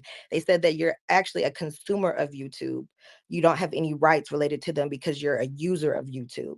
So, like I said, they they have the right to demonetize. They've done it several times. They've been sued several times. Google has been sued. YouTube has been sued. Um, they're not taking away your ability to make your own platform, which is what some people have done. We've seen some conservatives do, is make their own platform to put their own um, what's content out. And I kind of lost my train of thought because I was interrupted. But basically what I wanted to say is that as a community, we do have issues to fight that don't revolve around people being able to do and say salacious things to other people, and fighting for their right to say those things when a platform has says that you can't say this thing. um like I said, I always say this, and I always end up saying this in these spaces that you guys have, and I appreciate everybody's opinion, but I do want to see some of the vitriol that is aimed at Black men having to face consequences for their actions, aimed at some of the other things that like our community does have to go through. And I think that's just like, I'll just leave it there. Like I said, I lost my train of thought because I was interrupted, but thank you for the time. Well, if you can Well, stay up, you and if might you get that. You stay well, up. 1 second, let me just say, yeah, if you remember, just stay up, raise your hand, I'll come back to you. Okay. If Now, you have the counselor, time. you have to learn to perfect the skill of maintaining your thread because the court might interrupt you from time to time, particularly if it is an appellate court, particularly if it's on the federal level or it's somebody's Supreme Court. Now, all of what you're citing has yet to be decided by the U.S. Supreme Court, and that is the final arbiter on the subject. So, Well, the I, Supreme Court has already have decided to not address some of these claims. well, yeah, So there are because some still pending to be decided whether or not they will address them, but some of them they have neglected to they're address, so they will not premature. be addressed by the They're Supreme Court. premature. But I will call you, the cases are premature right now. They're choosing not to. But I will call to you an interesting series of cases that come right out of Twitter. A few years back, President Trump was blocking people who wanted to come up with vitriolic responses to his tweets. He wisely left the ultimate appellate avenue of recourse unexercised. So it stands on a circuit court of appeals that because these people on Twitter are exercising their constitutional rights, because Twitter is in fact a public forum, because the freedom of speech is so important, Donald Trump could not, even though he was acting as an individual, he could not block them from being able to express their positions and to freely discuss them with others. This was before he was president? No, while he was president. Yeah, as president, he's a government No, actor. That's what I was didn't saying say, no, earlier. it didn't say because President Obama had the same issue. no, They're it government didn't say, actors. yeah, but he didn't get it dealt with him as a government actor. The United States government does not have a Twitter account exercised by the president. This was a Twitter account opened up by him before he occupied the office, and the appellate decision specifically notes that even though it was his personal and private account, he could not block people by blocking them on his individual site. He had to let them reply, but he could mute them so he did not have to deal with the discourse. But the language illustrates the point, and right now that's the standing precedent because he didn't appeal it up to the Supreme Court. So it's an interesting and brilliant tactical move in terms of playing chess, which is the long-term game, rather than just playing checkers up close and personal. We dealt with that last night, I think, Miss Dana. Playing chess or checkers. So that's the thing. You make moves that have consequences 8, 9, 10 moves later. And that's what he's got out there. And it was not appealed, and it's still good law. So somebody's going to have to run into that. But actually, what you are stating to me, counselor, is novel, because the gist of them is just exactly what was put out there to resist compliance with the Civil Rights Act of 1964. And amended in 68, and also the Voting Rights Act of 67, etc., etc. So I find it interesting that this tried and true argument against the point is being revised again. But yeah. Okay. So I like for dialogue like that to play out. Because Badass is a lawyer and a judge is a judge. And that's good Went discourse. to the same law school. So anyway. Yeah. So I know I felt few that decades I difference appreciate in that. Yeah. attendance, but you know. But Badass, if you remember, just raise your hand, I'll come back to you. I want to go to swing back around to the people who spoke already, Kasha, and then I'll go to you, Commander. And anybody else want to request to come up, please do so. Go ahead. Keisha. No worries, Dana. I wanna use, I guess, when it comes, I'll touch on the private corporation thing. I think what I see happening a lot is that people are using private corporations to commit egregious abuses against people and deprive them of their fundamental rights to life, liberty, and the pursuit of happiness, in the way in which, and actually force them into a state of peonage, slavery. A lot of the way that these things are done, actually, and this is actually how a lot of people are being trafficked and people right in front of people's faces and they don't know. I'm not saying that this particularly is happening to Russell Brand, but this is the same line of thinking and behaviors that I've seen done to other people and even done to myself. You do something that is against the grain of what whoever it is wants, they start shutting you down, cutting off your means of, they start censoring you in any way that you can, maybe shutting down your social media accounts. Maybe that's your way of making revenue. Next, they're attacking your corporation if you have one, or your means of working. Next thing you know, they'll be trying to take your house away. These are things that we see, and this is the steps that they take right now. It seems like they're just shutting down YouTube, but why are they shutting down YouTube? You have to ask, why are they doing that? For what purpose? And like Judge Joe Brown said, this is chess, it's not checkers. Now, I, as a woman, I believe I played checkers. That's how my father raised me. Women played checkers and men played chess. And I still believe that to be true today. But the fact is that nothing is done without purpose. Nothing comes out of a vacuum. And every time something like this happens where someone is shut up, later on they're attacked financially as well. And that is a subsequent financial attack. And it's done in a way to make somebody desolate later on. And the next thing you know, what are they going to do? Maybe he is innocent, for example. What if you're saying to somebody that, yes, YouTube has the right to shut down his monetization or even his account or anything and censor him in that way just because somebody said something against or accused him of something and he hasn't been convicted, then you're saying that they can rob absolutely anybody else of their fundamental rights in that way too. It's not just about, and for whatever purpose and reason that they feel unjustly.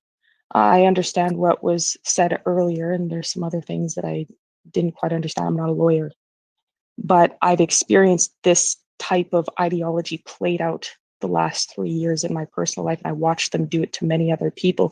And it's quite disgusting because people see it as just that. Oh, they're just demonetizing him. They can do whatever they want. And people don't actually understand what they're trying to do long term. They're putting somebody down the road of stripping them of their fundamental rights, not just in that one area, but in every area. And then by the time he's in prison, he'll have nothing. He won't have any means to good and yourself. Yeah, I'm just in a sorry. Yeah, they'll strip everybody of what they have to protect their family and to take care of them. And if they do put him into prison, perhaps he's innocent. What is he going to have to protect and provide for his family after being unjustly just demolished?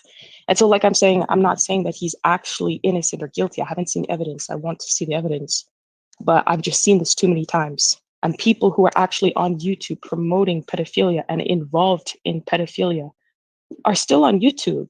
Like it's a bias. It's rules for me, but not for thee. So when I see stuff like this, I have to ask multiple questions. There's so many things that go through my mind because there's so much that just does not add up.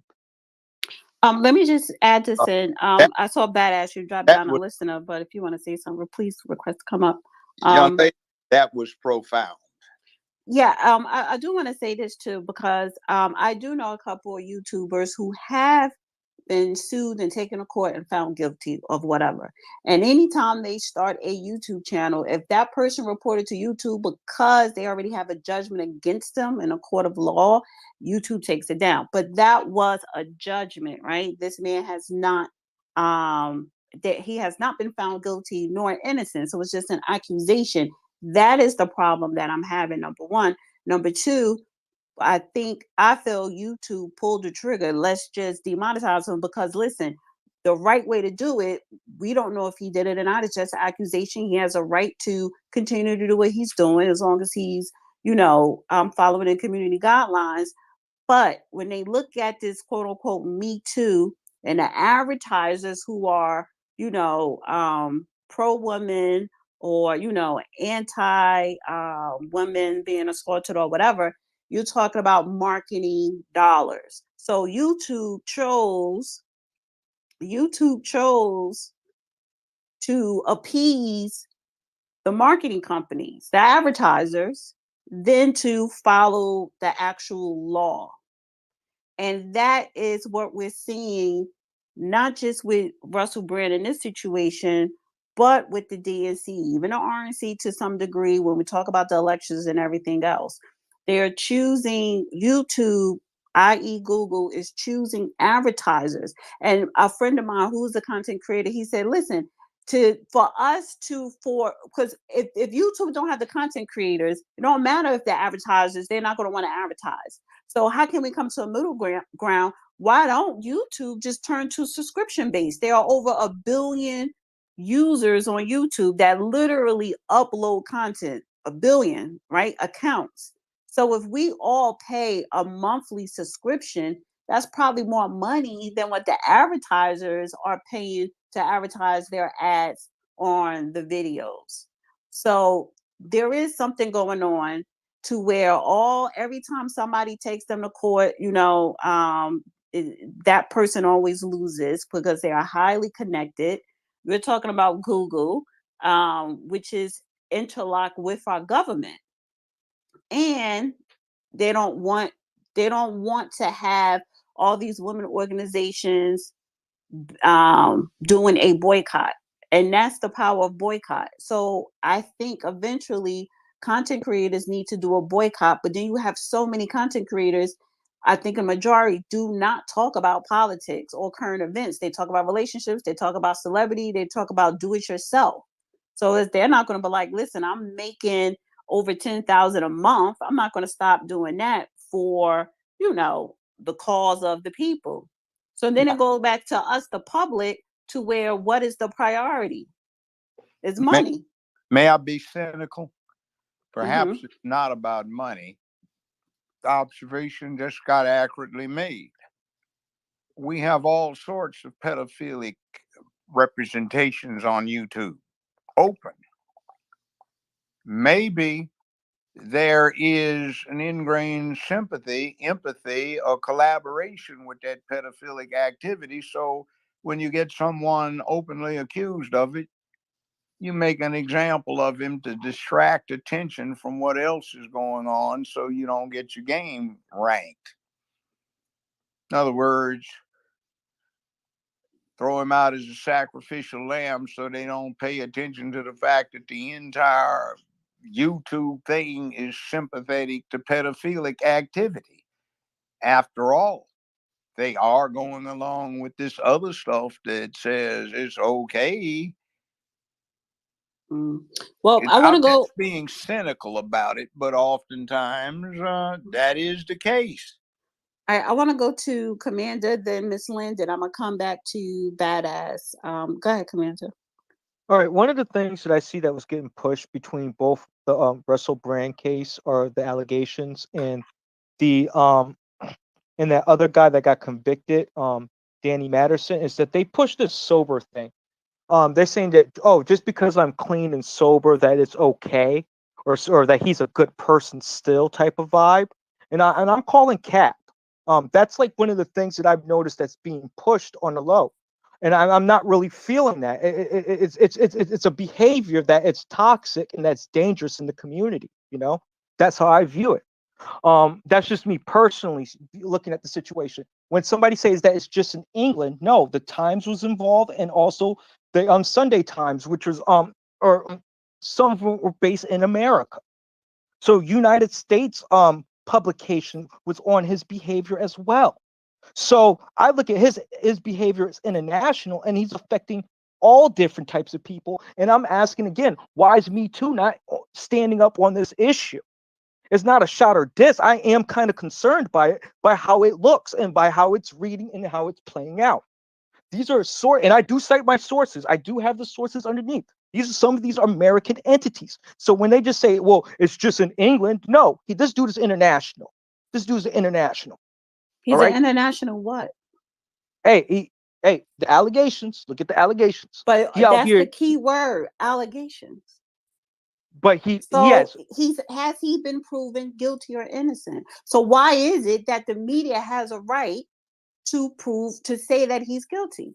Well, they're putting out from based off the documentary that I watched. They're put out a lot of the text and a lot of the emails in which they felt there was enough evidence that they wanted to put out, They and are that's what not they're the jumping court at. of law. They might not And be the then we court also of. have to understand, when we're talking about the media, when we're talking about documentaries, they edit it to one side. When you look at the R. Kelly, I Survived R. Kelly, that thing, part 1 and part 2, I'm not saying he's a good guy, but that was very one-sided. So it's not about him being guilty or innocent. He didn't even get a free trial. So the fact is that then what comes with that? They just throw the book at you. But when you have the media creating something that's one-sided, they are not the court of law. And that is the problem. So What I'm getting. wait, and I'm not trying to persuade you to think differently of Russell Brand. I'm not talking about.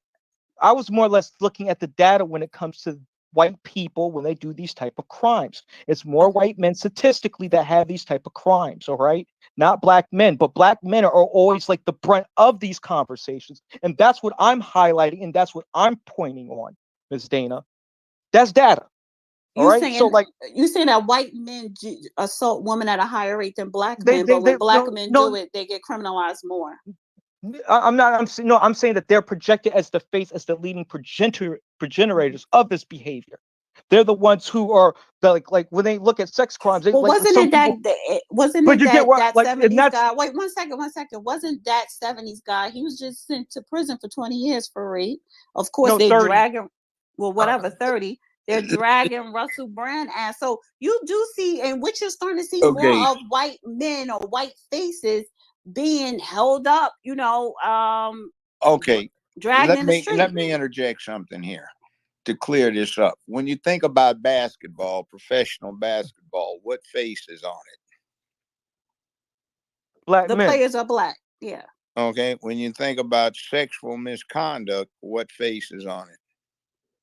I get unfortunately they paint our community black men. Yeah, that's what I'm saying. In other words, you put an association of something negative in the public mind that has a very bad effect on the group that's perceived as the negative. So what? But I'm trying to understand if that's what you're saying. I know that's what Commander is saying. Correlate that with Russell Brand. He's basically being treated how black people have been portrayed. No. Oh no. That's not what he's saying. He's saying that Brand is getting treatment that black folk won't get because he's white. Okay, so what treatment is that he's In other getting? words, he's not being treated as harshly. I'm asking specifically what Okay. treatment, Okay, because when I said he was demonetized, wait one second, Commander. When I I'll said step he in. was demonetized, that's $1 million that he's no longer going to be seeing. But Miss Dana, It Miss should be. Dana, should I say this? Wait. $1 I wanna million, wait. he's When not gonna I miss touch that.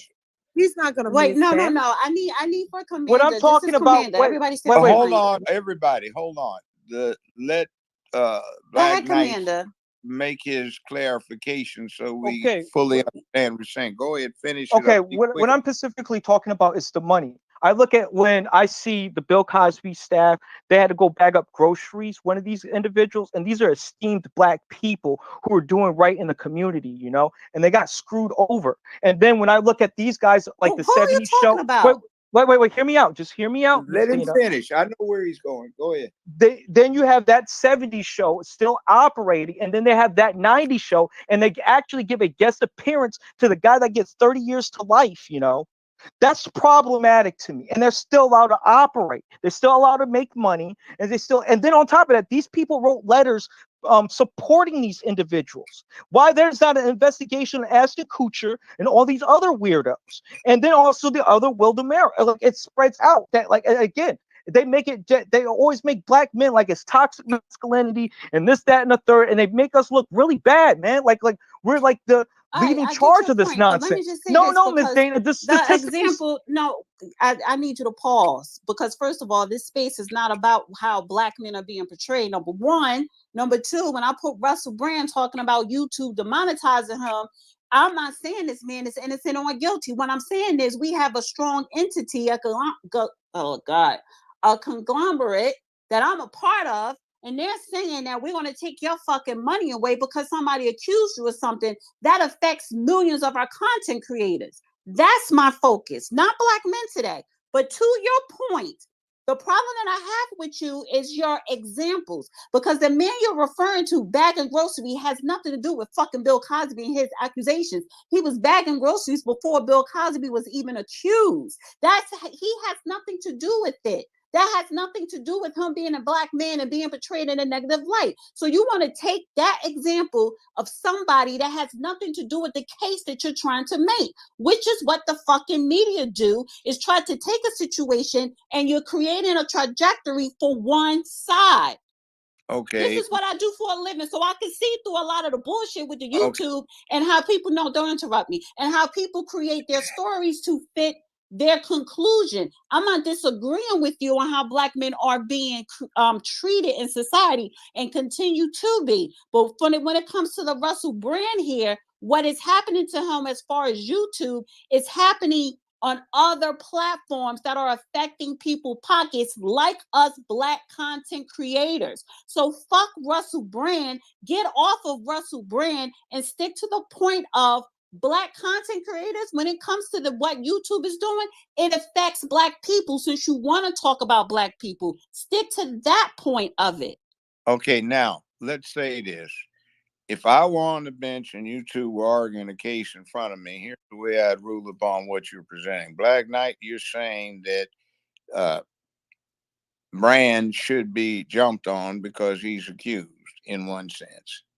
Miss Dana, you're saying that you're worried about the First Amendment aspects. We're talking about two different things no, here. No. So stop, because I'm not debating with Commander. I'm not saying I'm here debating. trying to make a case. I'm trying to make him stay on topic. If it was a case in front of you. My point is, you're talking about the image of black men. But that is not what this space is about today. You're missing a point. I don't care about that I'm getting point. text from people who are listening in, and I don't care what the fuck they're texting. I'm saying stop focusing on the image of black men, because that's not the topic.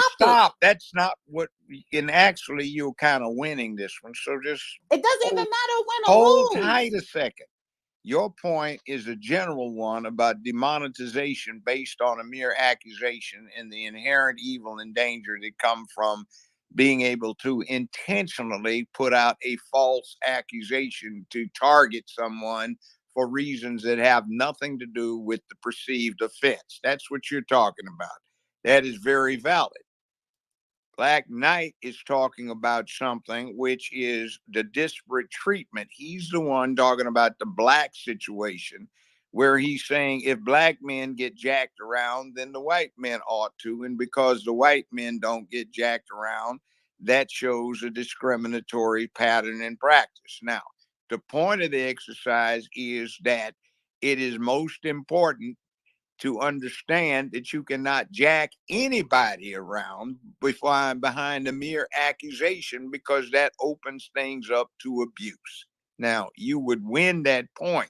I'm just clarifying it because it's a complicated issue and a lot of the listeners might not get it. That's Right, all. but this is what I get what you're saying, You Judge. win. It's not about win or lose. What I'm trying to tell Commander is I'm not debating you on anything. I'm not up here to debate anybody. It's not about winning or losing a point. What I'm trying to tell you is I'm having a discussion about what YouTube did to Russell Brand. You trying to have a discussion about, well, Russell Brand needs to be treated like shit because black men are always betrayed. And what I'm telling you is when you focus on that too much, then you're missing the bigger picture here. And you do that in spaces. You always revert back to how black men are being treated. But if you want to have that conversation, when it comes to this conversation, then you need to put it in a context of how is Russell Brand being demonetized on YouTube going to affect black content creators?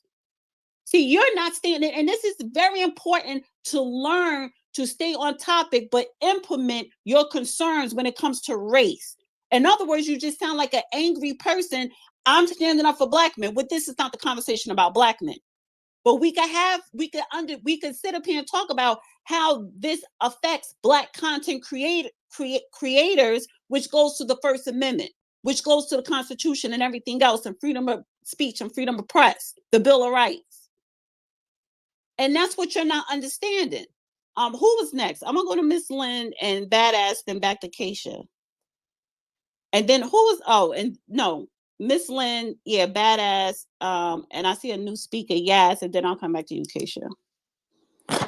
Miss Dana, please don't get upset. Please don't get upset. I understand what he was saying, and I feel a little bit like that too. Especially if he's a black man, he's speaking on his journey and the things that he have went through or whatever. But I heard a couple of people that was speaking when I first came in. They were speaking about their jobs, the Christianity and things of that nature. They were just speaking, So I understand what he's saying, because this man has been accused of rape. No, I never have. I've seen other people. No. A lot I'm of talking brothers about Russell. Oh, He's been accused of rape. I heard not no one, say anything about these the victims, if there is some. So I didn't even hear the young lady that was talking to the judge say anything about the victims. It's kind of like they're saying, how do you know she's a victim? No, I'm not saying her. I'm saying the people that said that Russell had raped them. How do we know they're victims? We don't know. But shouldn't we take their word or something that they have to say? No.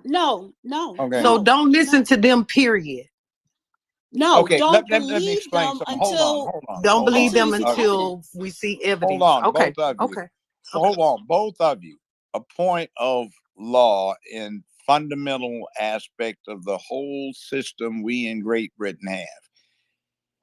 If you personally get done wrong, if they get done wrong, there is a civil remedy where they can sue for damages. And if they get the damages, that's supposed to be a bribe so they don't go shoot it, take matters into their own hands. The victim is only the best witness as to one thing, and that is an accusation that somebody did something against, quote, the public peace, dignity, and order of the sovereign entity in question, whether it is Great Britain against the crown, or it is the United States against the people of the state, or the United States. The indictments will almost invariably read, on or about such and such date, John Doe did against the public peace, dignity, and order of the state of X or of the United States commit the following alleged act. It's, if you didn't do it sufficiently loudly, egregiously, or obviously enough to bring public attention to it, you didn't commit a crime. The crime is only when you disrupt the public peace, dignity, and order. That's why you can gamble in your home on Super Bowl day or Sunday, whereas it may be totally illegal for you to gamble in that state. That's why cases I used to have, people would go down on each other, on their husbands and wives or significant others. But at the time, that was a felony that carried 3 to 15 years in a state penitentiary. Oral sex willingly done with a partner, even if they were heterosexual, carried 3 to 15 years in the penitentiary. But a lot of people did it. They 69'd on each other. But nobody had it brought to their attention because it was not done in public. It's only the aspect of the alleged victim being a witness in an accusation that somebody did something against public peace and order. So the victim has a separate remedy in a civil case to seek a bribe so that they do not have to take matters into their own hands. Now, we have some hack politicians that have tried to obscure that with a dialogue about victims' rights, but that's never been a component of American nor English criminal law. All right. I want to go Miss, to. you I want to say something? I just wanted to say something about the demonetization. I think it would be more. I'm not gonna. I just have to say it. I'm gonna say it. I think it would be more Black people will not get they channels taken as far as YouTube go, because we're not going around doing all this type of stuff. Stop. And this is what I'm saying. You're not a content creator. I'm assuming you're not a content creator on YouTube. And this is you know why, what, Miss Dana, and the this is, reason that wait I one second. am, the reason that I am is because I know I'm not a rapist. I would never be a rapist. No, I don't that's what I'm talk saying. down No, on Black stop. men. I love Black men. It doesn't matter. So I'm It not. doesn't matter. I wouldn't be afraid of No, them no. demonetizing Listen, my channel. no. So let's Right, go to Joe but Rogan. Those type of people wait, need to have their channels taken. Stop. I'm just pause for a second. I'm gonna let you have the last word. Pause, because this is one thing about my spaces. I don't want just anything being spewed out, because you have to understand, when I'm talking about YouTube, when I'm talking about Black content creators on YouTube, y'all have no fucking idea what we go through. There is a big difference between Black content creators and white content creators. I don't give a fuck if we're talking about celebrity. We are paid less when it comes to advertisement. We are pushed down in the algorithm. There is a difference. So now you have a white man being demonetized for an accusation. And yes, I see a lot of YouTube content creators that had their channel taken down from outside world societies where they were actually found guilty. So what you do on the outside affects you on the inside of YouTube, where they take your shit down or they demonetize. But Miss Dana, you don't have to worry about that because you're not doing it. You're not listening. You're not listening. This man is not. He is not found guilty of nothing, an accusation. And if I'm telling you, going back to, thank you, Commander, going back to the point that he's been making since he's been up here, even though I'm saying it's not really correlating with today's topic, but it is. His point is, Black men are looked down or perceived a certain way. Or when a Black man is accused of something, they get the brunt of it, or the worst, or the worst convictions. Stop interrupting, please stop. Or the worst convictions. Apply that to Black content creators. So we are micromanaged, just like Black men are, when it comes to YouTube. And if you are not a content creator on YouTube, you don't understand it. So You have your opinion, and that's what it is. It's your own personal opinion. It is not in fact. And I'm muting you because I'm giving you the facts.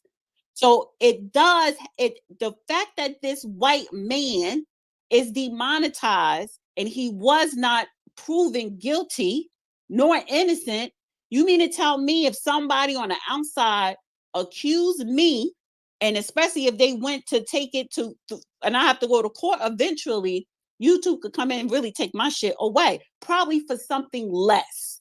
That is a problem. That is a problem. And so it's not about whether I did it or not. It's what somebody said you did. Going back to the black man. So again, maybe Commander, yes, you have a point. I'm just saying with Commander, I need for you to correlate it with the topic. All right, I want to go to, I don't know what happened to Badass. I need to go to Yaz, and then I'm going to come back to you, Keisha. And I'm not trying to yell, but it's just like I'm just trying to be very precise with what I'm saying. Go ahead, Yaz. Hey, Dana. Thank you for having me, giving me the time to speak. And hopefully my questions just kind of, turn some things around, maybe simmer some things down. We got a little hot, but I'm just humbly coming through and seeking, because I listen to a lot. I've been observing a lot, and and just a little background of who I am. Early 20s, 19 to 25, I was in the ministry, on the verge of pastoral ministry. I exited out of that simply because of lack of understanding and wanting to grow more in that, and wanting more connection with humans.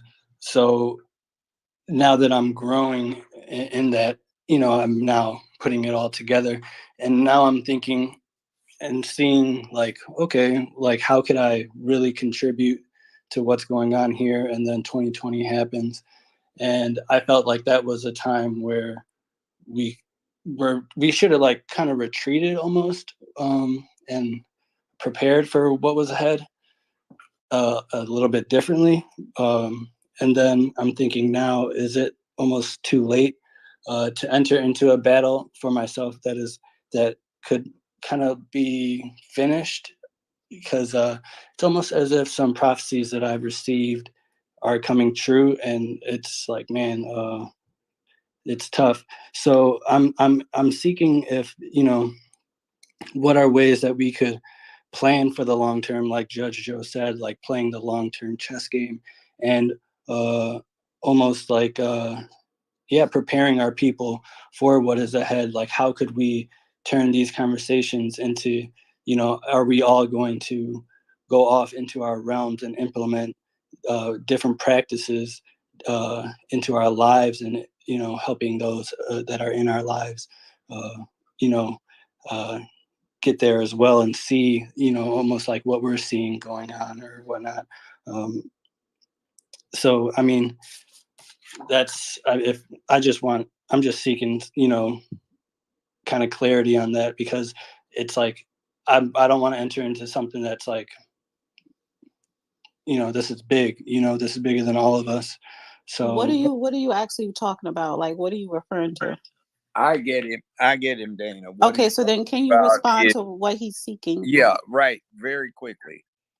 Law should be impartial. Justice is blind. And when we start making it able to take a peek at who's in front of it, we all start losing. You can see this on these threads where they want to justify egregious deviations from due process of law because it's evil Donald Trump who is the accused. Well, if American law took that into consideration, a whole lot of our rights would have evaporated a long time ago. So we can't. Like everyone is alluding to, justice has to be neutral, impartial, and blind. And even if it's an evil person standing there requiring justice at the time, the evil person should get justice. Because if you don't, then the righteous are denied justice ultimately. So there you go. All right, thank you. I want to move on to I want to come back to Commander, then Kasha.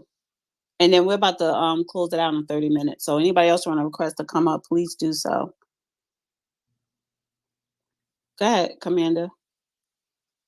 Oh, I just want to say thank you for allowing me to speak on it. I just have a different take on the whole Russell Brand thing, and just guys like him or people who do these type of things. Like, um, I just feel like these guys they go unchecked in society, and it could be anybody's loved one, or anybody, and I feel like there's no consequences, even if it's the mere accusation. I think that hey, it is what it is. How many times they do it to anybody else? Like do it to us every day, and they do it for less. So like I I just have a different perspective on it, and if he gets demonetized, like I look at it like, so what? I understand that it could affect us, but you know what? It is what it is. It's their own that's finger pointing this dude. It's their own resources that's going after this guy. So obviously he did something.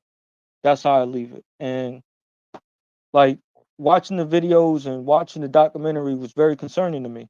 Like like that anybody would one that they could one that the media company could put something out there like that, and if it has a lot of merit to it, that these type of accusations, it is concerning. Like why is there's not a it's it's in two different continents. He's like it's kind of creepy and it's kind of weird. Just the whole thing. All right. Thanks. I appreciate you coming up. I want to go to Kasha, but let me just say this. I think, when we watch stuff on TV, I think Marvin Gaye, I heard him say it like, or somebody else, but it was like, believe nothing of what you hear, half of what you see, something to that effect, and something about nothing of what you read, or I don't know. But it was something, half of what you believe, half of what you see, and believe nothing of what you hear or read, something to that effect. So just because somebody made a documentary, and I'm telling you, with the editing, they make it compelling, their case, whatever they're trying to put out there. But I'm going back to the law. I'm going back to the policies of why he was demonetized when he was not found guilty. An accusation that did not take place on YouTube. And how does that affect me as a content creator, Black content creators, our freedom of press, freedom of speech, all that? It's a problem. Wait, Miss Dana, I have a question. Is none of why should we be concerned about this in one individual and won't look at this case individualistically versus something that affect the greater population? That would be Hey, my look, question look, to you. look, look, look. Let me explain this. If you set the precedent for him and the precedent stood, it would impact 360 million people. You see, law, okay, you have a right to remain silent. Anything you say can and will be, et cetera, et cetera, et cetera. Those are called Miranda rights. If we had ignored the rights that Miranda had because he was a bad guy, and he was, then we wouldn't have those rights right now. So you see, what the point being made by Miss Dana is that you have demonetized him on a mere accusation. In 50 years of dealing with criminal law, I've had incident after incident after incident where somebody deliberately makes a false statement against someone else for the specific purpose of ruining that individual or causing them great discomfort. Our federal criminal procedural laws now, thanks to Biden and Eastland and Byrd, have provisions in them that are 40 years old that allow a federal prosecutor to intentionally destroy somebody with accusations he knows he can't prove or won't stand up on appeal. So we have too much of that. And the Bill of Rights was designed so you cannot use the power of the government for purposes of oppression, politically, socially, or economically. But when you start saying, okay, he's accused, and you allow some black folk to be horribly mistreated off of minor allegation. If you want to say we should even it up across the board, what you wind up doing is not getting everybody treated equally. You get everybody subject to being mistreated. So it's the principle. And every time a judge rules on a motion to suppress one thing or another, most of the time the person in front of him has been accused of something bad, otherwise they wouldn't be there. So you cannot pay attention to what the accusation is. You have to deal with the principle, and you have to apply the principle to a consideration of evidence and the law, credibility, persuasiveness. The jury, the judge, the system is then charged with somebody did something against the public peace, dignity, and order sufficient to establish probable cause to believe that a crime was committed. If it goes to that point, then the person can be put on trial, and the state has the exclusive burden of proving beyond a reasonable doubt that the defendant or the accused, in fact, committed this breach of the public peace, dignity, and order. So that's how our system has been set up over several thousand years to work. Well said. I'm gonna go to Kasha and One Man Stand, Keisha and One Man Stand, but I just want to say this real quick. If a couple of comments that was saying people talked about their jobs, blah blah blah. No one didn't just come up here to talk about their jobs. And if you're referring to health stealth, I've been on her spaces, and she has really good informative spaces, and that was a very good business connection for the judge to go on the space that she's doing, because what she came up here was talking about was what's going down in Fulton County and what they were able to do by organizing and gathering people together. That really started from Twitter space. So we have to understand we should start utilizing this platform to organize, because a lot of good stuff could come out of it that could impact us in our communities. So and that's why sometimes I don't stop worrying about what somebody said because they're white as opposed to somebody black. Like sometimes that could cloud our judgment. But go ahead, Keisha, then the one man. Yeah, what I was gonna say is that it can't be rules for me, but not for thee, or vice versa. And what I'm watching, I think, is an inability for people to create a web of connections in real time, and a certain level of prejudice that blinds them from seeing how certain things of another person would inevitably affect them down the line as well. What we're watching happening to Russell Brand um, is something that is going to affect not just Russell Brand, but every single person that allows it to happen. This is not an isolated event, it's not an isolated case. The lady you mentioned earlier, I'm not sure if she's talking about me speaking to the judge and not mentioning the victims, but as I said, there were a few women that they asked to go on the documentary, whatever it was, and one of the girls posted the messages saying that she was invited to come, and then when she had good things to say about him, they decided to kick her from it. And so it shows that there's, a desire to push one certain narrative. What we have to understand, I think, is that if you are robbing one person of their rights, it doesn't matter what color you are also robbing yourself and your own group of people of that right. And you're also robbing yourself of the ability to see how that crime will happen when it happens to people like you later on. Because if you're denouncing that this is even a problem, then when it happens to someone like you're not even going to recognize how it was being done, because you're like, oh, well, they're letting him get away with this, or you're doing that. Crime is crime no matter what. Prejudice is prejudice no matter what. And we need to allow people to have their full fundamental rights, which is what is being robbed from what I can see, just the little that I'm seeing right now with what's going on. Like I said, I haven't been able to see any actual evidence of what's going on, and I don't care who you are.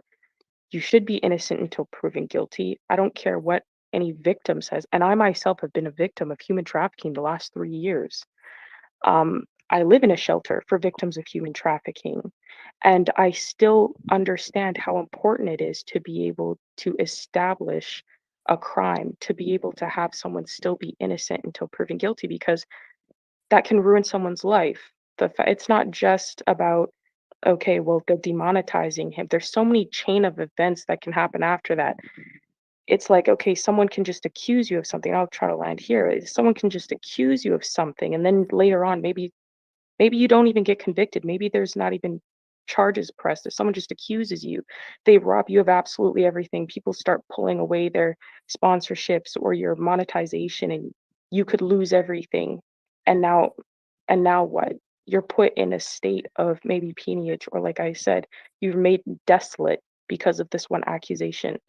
Every time I tell somebody what I've been through, I always point them back to my evidence so that they can go and make a decision for themselves after reviewing it, what actually happened. And I take those things to court as well. It's not just a media thing. I'm going out and getting clicks. I'm trying to establish a crime so that justice can happen and people cannot suffer in the same way. So people, I think right now, in a lot of ways, are putting their emotion behind what's going on because of things that have been experienced in the past, and they're robbing themselves of the ability of seeing what's actually going on in its web of connections. And I encourage people to open their eyes to really what's going on and put their feelings aside, because they're going to need it going forward. So much bigger than just Russell Brand. Right. I want to go to one man stand. Hey, thanks. Kind of got a statement and then a question for the judge here. The civil process through a lot of ways is unconstitutional for sure. I found that, it has deprived me of my due process. So that's against the 14th Amendment. Deprived me of it's actually deprived me of my weapons because of illegal seizures without due process. It's also deprived me of my fundamental right to bear arms from the Second Amendment. And so, Judge, I was wondering, is it possible that the International Judicial Exchange Program has helped usher in a lot of these unconstitutional laws in our country today? We need to be careful. I tell you, what is being explored is Article 6 of the Constitution. It says ratified treaties or treaties ratified by the Senate become part of the supreme law of the land.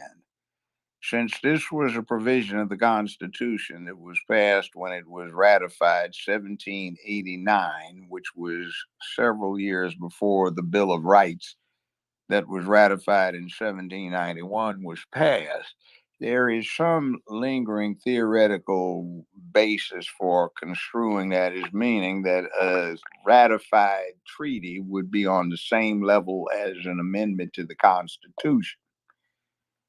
What that is an opportunity for people to get treaties that might be unwittingly ratified by the U.S. Senate that wind up restricting certain rights we have or standing in as though they were amendments. This thing, Too Fast, Too Furious, it came to light with this scandal under the Obama administration about firearms down on the southern border, was a clear intent to use a treaty which did not come about with the Mexican government in order to get around the Second Amendment. So that is something we must look forward to. More and more of these ingenious or disingenuous assaults on our rights because certain people know that the positions that they advocate are not strong ones when it comes to logic, rationality, reason, application, or even common sense. So they want to insulate what they're trying to do by having law or the governmental authority brought down on the heads of those who would oppose what they advocate. That is why we have the Bill of Rights to protect against the abuse of public / governmental authority to oppress. Now, if that answers your question, it's kind of a round way, but yeah, I think that's where you're going with this, or where you would be taken if you extrapolated on what you're saying. One man stand. Did you want to reply or did he answer? Wow, that is an absolutely amazing answer. It leaves me with some research to do, because I'm dealing with some cases, and it's been tough. But seems that the other party's tongue is falling on their own head. So they're only digging themselves a deeper hole. But that's what happens when it's Jerry Springer at the courthouse. That's a cute analogy, Jerry Springer at the courthouse. All right. So, Johnny, you wanted the request to come back up. I don't know if you wanted to say anything. You didn't have your hand raised up. I want to start winding down. So this is the last time I'm asking people, if you want to request, please do so now. I do want to say this. When it comes to YouTube, and the reason why I had a hashtag Russell Brand, because the emphasis is why he was demonetized and he was not even proven guilty. That is a problem for our criminal justice system, even though I guess this is over in London, it doesn't matter. But when we're talking about even when we're talking about YouTube itself and what the demonetization, how does that affect content creators, right? And specifically, even to your point, Commander, Black content creators, but just overall, that is a problem. Right now on my YouTube channel, The Real Dana, when me and the judge do a show, viewership dropped. My monetization dropped. Sometimes I go into these YouTube studios and I analyze my analytics, and I always, sometimes this message come up, monetization error, right? And I gotta get on. They claim it's a person that you're typing talking to, and I'm like, why is this error coming up? I know that's, so they're like, oh, it's a glitch, but it's saying error with monetization. So when that thing is there, I'm not getting paid when I should be. Certain things, I had a strike on my channel a week ago. I was able to overturn it, but it wasn't because of what we talked about. It wasn't because of the thumbnail. It was two words the judge said, burn Jews, but he was saying it in the full context of an educational purpose of what happened to the Jews. So you have these AIs, which are very biased and discriminatory. They just take a word, burning Jews, and then they want to give me a strike. Luckily, it was overturned. But he's also running for mayor of Memphis. Please go and support Judge Joe Brown. His link is in the Jumbotron. But he's running mayor of Memphis. RNC, DNC don't want him to be mayor. So he has a local media blackout, but that also extends to YouTube. They know where this man is at. They know that he's on my platform weekly. They know he has been going viral over 20 times just in the last 6 months. So I see the numbers on my channel that YouTube is doing. And so now we swing it to Russell Brand. This is something serious that he's being accused of. And they're like, we're taking all your shit. And he was getting that was a lot of money for advertisers spending to advertise on his platform. So, and he has not even been found guilty. So it is a problem going on. We all know it's been a problem in this nation, right? But for YouTube to do that, which is why this is a hot topic, because he's trending, because you have us content creators like, okay, now are we next? Because I see how it's affecting my bottom line. And it's only because Judge Joe Brown is spitting the truth. He's not saying nothing provocative. He's sticking to the law. He's actually talking about the fucking law and being censored for it. If I may say this, what we are talking about has already happened several times today. You noticed that we kept dropping down, or something kept happening, or there was a break. All I had to do was say certain words and it would happen. They're watching this, their algorithms. And that's in spite of Mr. Musk trying to straighten up Twitter, now X. There's still bureaucrats employed by what used to be Twitter who are still running these poisonous algorithms to restrict what we can say and do. So one of the things that we're talking about here is part of this process is you don't have to badmouth anybody. Just use the power of the press to obscure somebody, and you can get the same thing, maybe. I'm looking at a thing right now. Somebody said, "Stop Memphis crime." And it says Floyd Bonner, he's a candidate, as I'm sure you know, is running for Memphis mayor. And he's the only candidate that did not endorse the Soros-backed DA, Steve Mulroy. That says a lot to me anyway. Well, it's a lie, because I not only did not endorse Soros-backed Steve Mulroy, I endorsed one of his opponents, a fine lady named Linda Harris. So you see, this kind of implication here becomes condemning, and somebody's trying to persuade people to vote for somebody who is responsible for the 52 dead individuals in pretrial custody in the same building where his office is located. And let me just also add this too, regarding Judge Joe Brown. They are silently pinning him as public enemy number one. Even in who can hear me?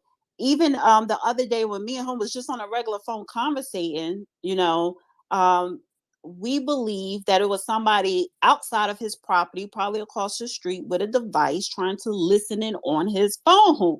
People do try to listen in on his phone calls because you're talking about election in Memphis, Tennessee. So they want to. Is he talking about his campaign? What does he have planned? That shit happens, right? And this is in 2023. We're not gonna. Maybe next week, Judge, you could tell us the stories of you shooting with the MLK case, and you had to shoot 3 CIA people that came on your property trying to kill you. So, and that was what, 10 years ago. But my point is this: a lot of shit is happening because this man is running for mayor. And that's just the mayor of Memphis. It spills onto YouTube because I'm seeing the effects of it. So when me and him do the back and forth, it's not a disrespect. It's not that it's not that. It's just that he gets frustrated because I'm trying to censor him because it is a business for me, right? But the audience, you don't understand that, and I get it. So when and somebody just put on in the YouTube, Philly Jilly was like, "Judge, you really need to tell Dana to respect her audience. She blatantly says she doesn't care about her audience, and since you're connected to her, it'll say something to you. You'll say something to her, Judge." No, he's not going to say nothing to me about that because I don't care, because you guys don't get it. I respect your opinion. I respect your freedom of speech, and I want you to have a platform to do so. But I don't care about you. You don't care about me. We don't know each other, because you don't understand what I go to and content creators go through. You don't understand people like Judge Joe Brown go through on a day-to-day basis. So I want to go to Black Authority, then I'm going to swing back to One Man Stand. Go ahead.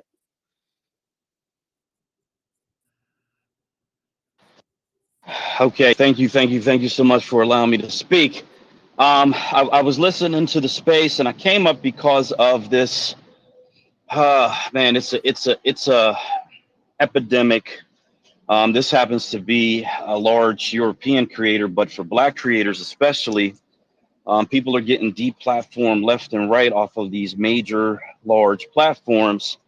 And I just want to, do a shameless plug. First of all, let me say, go Judge Joe Brown for the new mayor of Memphis. I believe he said open voting is already going on right now, and then I'm sure the election is coming up. So if you live in Memphis, definitely get your vote in for the Honorable Judge Joe Brown.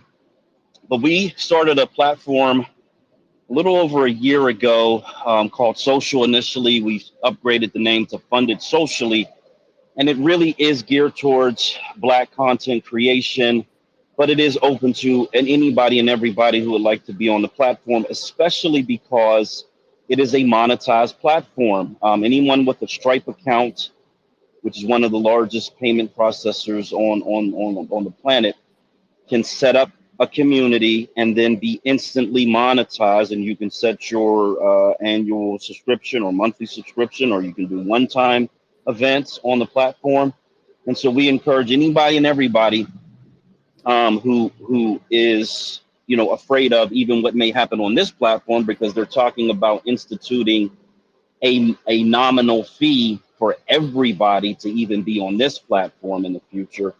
And so currently we are still free. Anybody can join, and we'd like to get some of these bigger content creators on the platform so that they can just say, hey, look, if you really appreciate our content, come over here. There is a subscription fee, but this is how we're going to move forward in the future, because it's very likely that all of these platforms are going to move to a subscription model, even with the advertising dollars, because their profits, they have a much bigger profit scheme in place, and we are very small, and we do not have the same level of overhead as a lot of these larger platforms. So shout out to Dana, shout out to everybody in space. I just wanted to come up to offer that. I did put it down in your purple chat, so if you get a chance, please sign up. Thank you. Let me say something here that needs to be interjected into this conversation. Right now, they say, well, anybody can start up an alternative to Facebook, Instagram, YouTube, etc., etc. All right. That's not the case. Do you know why? Is anybody hearing me? They don't have government Yes. backing. They don't have government backing. Not only that, they don't have the federal FCC licenses. They don't have years of deep pockets with the hundreds of millions of dollars. How much did Twitter sell for? Billions. You can't just get that overnight. So effectively, when you take that position, it sounds like it makes sense, but as a pragmatic case, you can't just assemble multiple billions of dollars that it needs to come up with a reasonable alternative. It just doesn't work that way. You don't have major, mega international corporate interests who are also financing what you're doing. You don't have government contracts that are involved in this whole thing. You don't have black box subsidies because you're doing something that supposedly may be of interest to those who are fighting international terrorism, for example. So we kill ourselves off when we try to justify things with an unrealistic alternative supposedly available to us. It's not. This process of me being blacklisted in Memphis by the local media, this process of phone calls getting cut off, or as we've heard here today, the reception going crazy, that's an example. I mean, all of this equipment that was acquired by various entities 10, 12 years ago, supposedly for the financing of state operations that are also deemed homeland security as well as the federal ones, they are things that are important. 4 years ago, I watched a New Year's Eve thing that was going on in New York, and the commentator was asking an NYPD captain, wasn't he worried about terrorists infiltrating the crowd waiting on the ball to drop at midnight? He said, no. We have identified 92% of the people out here by name. How did you do that? Well, we're privy to the Facebook algorithms, recognition algorithms. So right now they've got 96% of the adult American public identified on their face recognition algorithms. And you don't even have to be a member of Facebook. You can be standing in the background at a function, at a bar. You can be sitting at your table in a restaurant and somebody takes a picture of the birthday party 3 tables over from you, and you show up and they analyze you. And they can give out names, addresses, they dates of birth, all sorts of things on you. We have assembled a Big Brother catalog. And if you don't get it, I would suggest that you Google something. It's called Animal Farm. You don't even need the author. although that is Orwell, Orwell. But if you Google it, there's a 1952 CIA animation that pretty much covers word for word what Orwell is saying in his book. Some animals staged a revolution. They took over a human farm. They have given rights to the animal themselves. They post those rights as a constitution on the side of a barn. But there are some pigs who lineate themselves and take things over using dogs as muscle. And they change things so most tellingly, the Constitution is modified. All animals are equal, but pigs are more equal than others.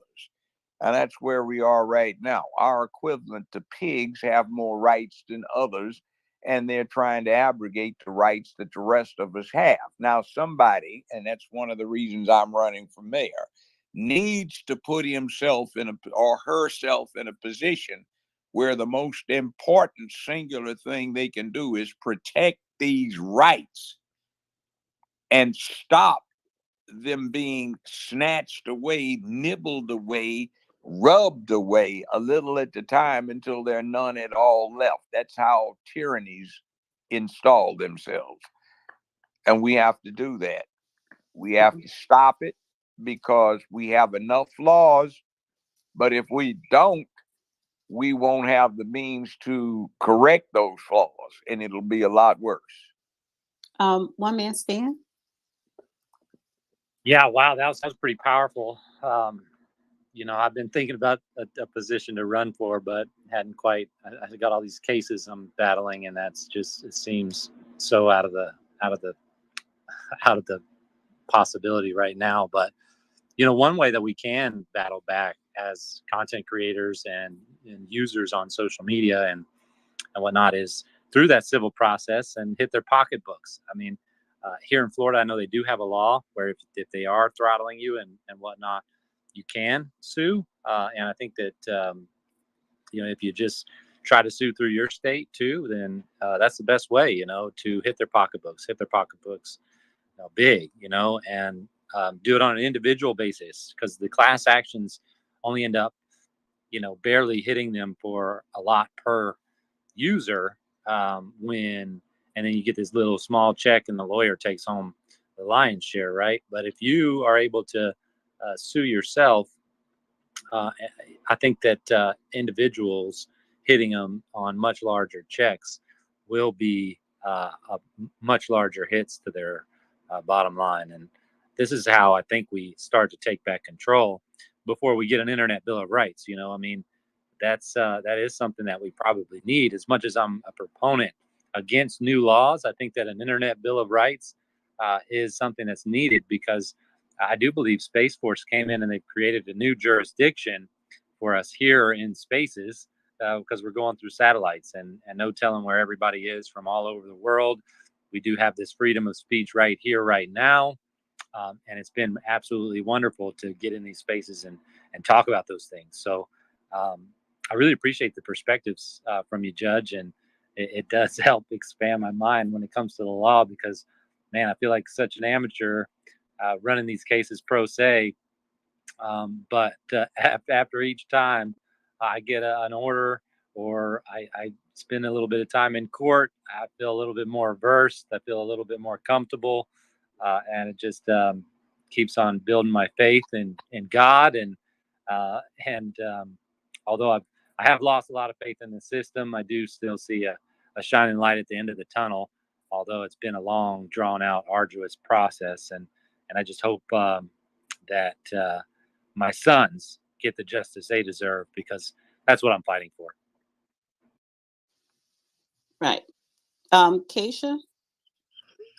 Yeah, I would just say, I actually had Stan on my podcast on the CARES Project some time ago. I would suggest that people go and check it out. He's trying to fight for his kids, and again, it's some of the similar ideologies going against some of the families that we're seeing happen right now. But I would take it a step further and say that to go after these people criminally, I think people need to see that there are consequences for your actions when you abuse the system and rape the system and subsequently families and children and just decimate people unlawfully. I think that the best way to go about it, and also to prevent it from happening to other people, these people need to be held accountable, and money is not going to do that. In fact, they expect people to go after them civilly and financially. This is why a lot of this stuff is still continued. It's set up this way, and it's also set up for people to fail. So I think it should be done, dealt with in a criminal matter, because that's what these people are doing. This is not something that's just civil. This is a criminal issue. That's what I would say. But I see my dad's hands up here, and so Yeah. yeah. Before I go to you, Del, I'm gonna go to Del and Corey. I do have to, when one man stand, you're right. What we're doing now is not for really us. It's really going to have to be, because I have grandkids, for them. Like this, we should be fighting for our kids and our grandkids and what they're going to be having to go through or be subjected to. Go ahead, Del, then Corey. Yeah, hi. I was just hearing my daughter talk about being held accountable on in these courts and so forth, and I'll just you know sit down and see that I've experienced a little injustice in the courts. Like for example, um, I have a court case that I filed documents at the end of 2021 at the Supreme Court of the United States. Paid my $500 filing fee. They cashed the check, but they never did anything with the documents. I didn't even get a letter. So someone stole my $500 and I got nothing. The similar thing happened when I filed in the Fourth Circuit just recently. And then I had to threaten to call the police about the theft of my money inside of the court for them to give me the service that I provided, which is to file my documents and so forth. And so then I ended up getting that filed and spoke with the clerk. Same thing again happened in the Supreme Court.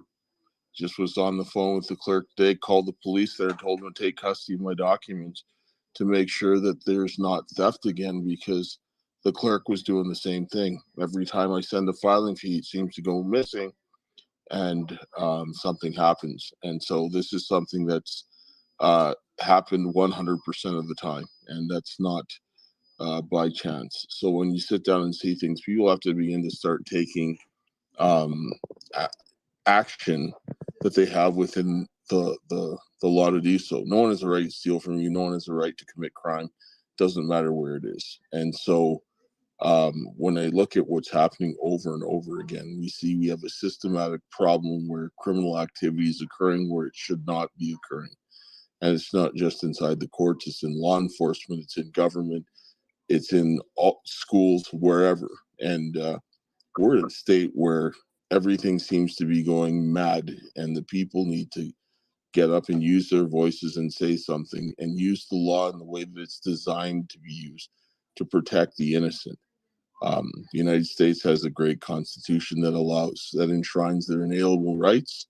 The people have been made ignorant to the avenues that they have in order to exercise those rights, and people need to start educating themselves so that they can take their country back, because the people that are committing crimes, they don't have a right to do it. They're just telling you and making you believe that they have that right, but they don't have a right. No one has a right to steal from you. No one has a right to abuse you. No one has a right to take away your God-given rights. The government's there to design to protect those rights. They're not there to infringe upon it. They can't give them to you because they're endowed by your creator, which is certainly not the government. And people need to get back to that and saying no. Because if they're going to come in and tell you that they're going to do that, say no. Because I'm at the point where I was talking to a couple of people. Why are we at the point where we have to tell people don't hurt kids? Why are we at the point where we have to tell people things that should be common sense?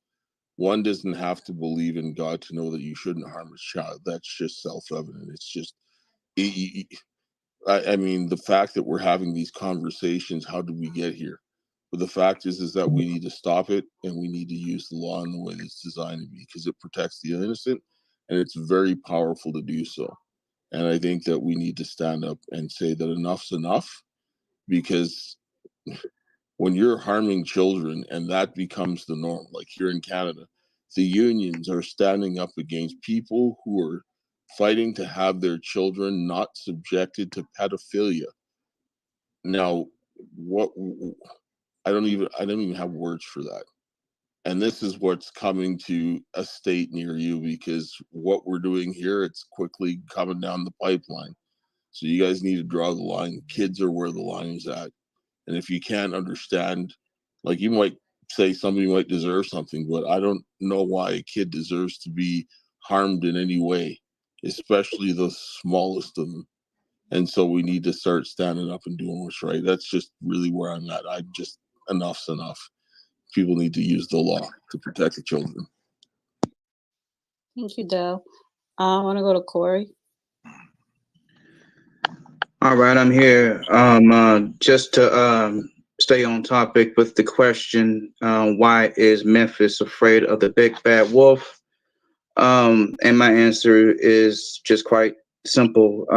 It's not citizens of Memphis, such as myself, that is afraid of the big bad wolf. It's the local I won't say the big money makers of Memphis, Tennessee, and different outside entities who doesn't want to see Judge Joe Brown as mayor. I see the other candidates. To me, they are controlled opposition. The only way that I can see Judge Joe Brown to become mayor is that we just pour our resources together and to make sure that Judge Joe Brown becomes mayor. But that's all that's all I really have to say. I'm out. Peace. Thank you. And speaking of that, yes, I put his website in the Jumbotron. The website is jjb2023.com. Go and donate. jjb2023.com. Donate and support. And if you live in Memphis, it's early voting now until September the 30th, and general election is October the 5th. So go vote for Judge Joe Brown and tell your neighbors to go vote for Judge Joe Brown. So, Judge, all right, so I think we did good enough time. We did a little over 3 hours. So you want to wrap it up and close us out? Thank you, everybody that came up to speak. I really appreciate all the speakers and everybody listening. Please support Judge Joe Brown for mayor of Memphis. $, his cash app is $Judge Joe Brown 2023. $Judge Joe Brown 2023. $Judge Joe Brown 2023. That's the cash app. The website is jjb2023.com. That's in the Jumbotron. jjb2023.com. And the links is on Judge Joe Brown Twitter page as well. So go ahead, Judge, and close us out. Okay. See, there's a lot of money to be made by certain select interests. There's more money to be made by the collective application of the interest of the people. But the ones that are in the first category do not give a damn about what happens to the second, because they consider the rest of us as somebody to be exploited. That's not good. And until we assert ourselves and start paying as much attention to what's going on, what we do to say our entertainment, we are going to get taken. There's an old saying in American politics that in a system like ours, the public gets the representation it deserves. And if the representation is lousy, that's because the people have been behaving in a lousy fashion and have not dealt with their own responsibilities to themselves. It's time we took back these towns, these cities, these urban areas. It's time we took back our own government. And the only way we can do that is to become involved, to become active. And if someone is attempting to manipulate what we hear, what we see, and trying to influence negatively what we think, then it's time to say, no, we are the people. We rule. Therefore, in ruling ourselves, we want what is good for us. Let's take it back, and in my case, send Brown downtown and take back the town. We will welcome you to come. It will be a place that will be great. It is a place that you ought to be. Come through to Memphis, Tennessee. Send Brown downtown, take back the town, restore good government, restore good principle, restore morality, ethics, purpose, and cause. It's time to do your thing. Send me downtown, because a vote for me is a vote for yourself. A dime for me is a dollar for yourself. Make yourself the future. Make yourself the way forward. Make yourself something that no one can ignore. So put somebody in who is you. Judge Joe coming through. Hi, bye, and gotta go. This has been Judge Joe. Catch me when you can, because I'm the one that ran. Have a great day and be on your way.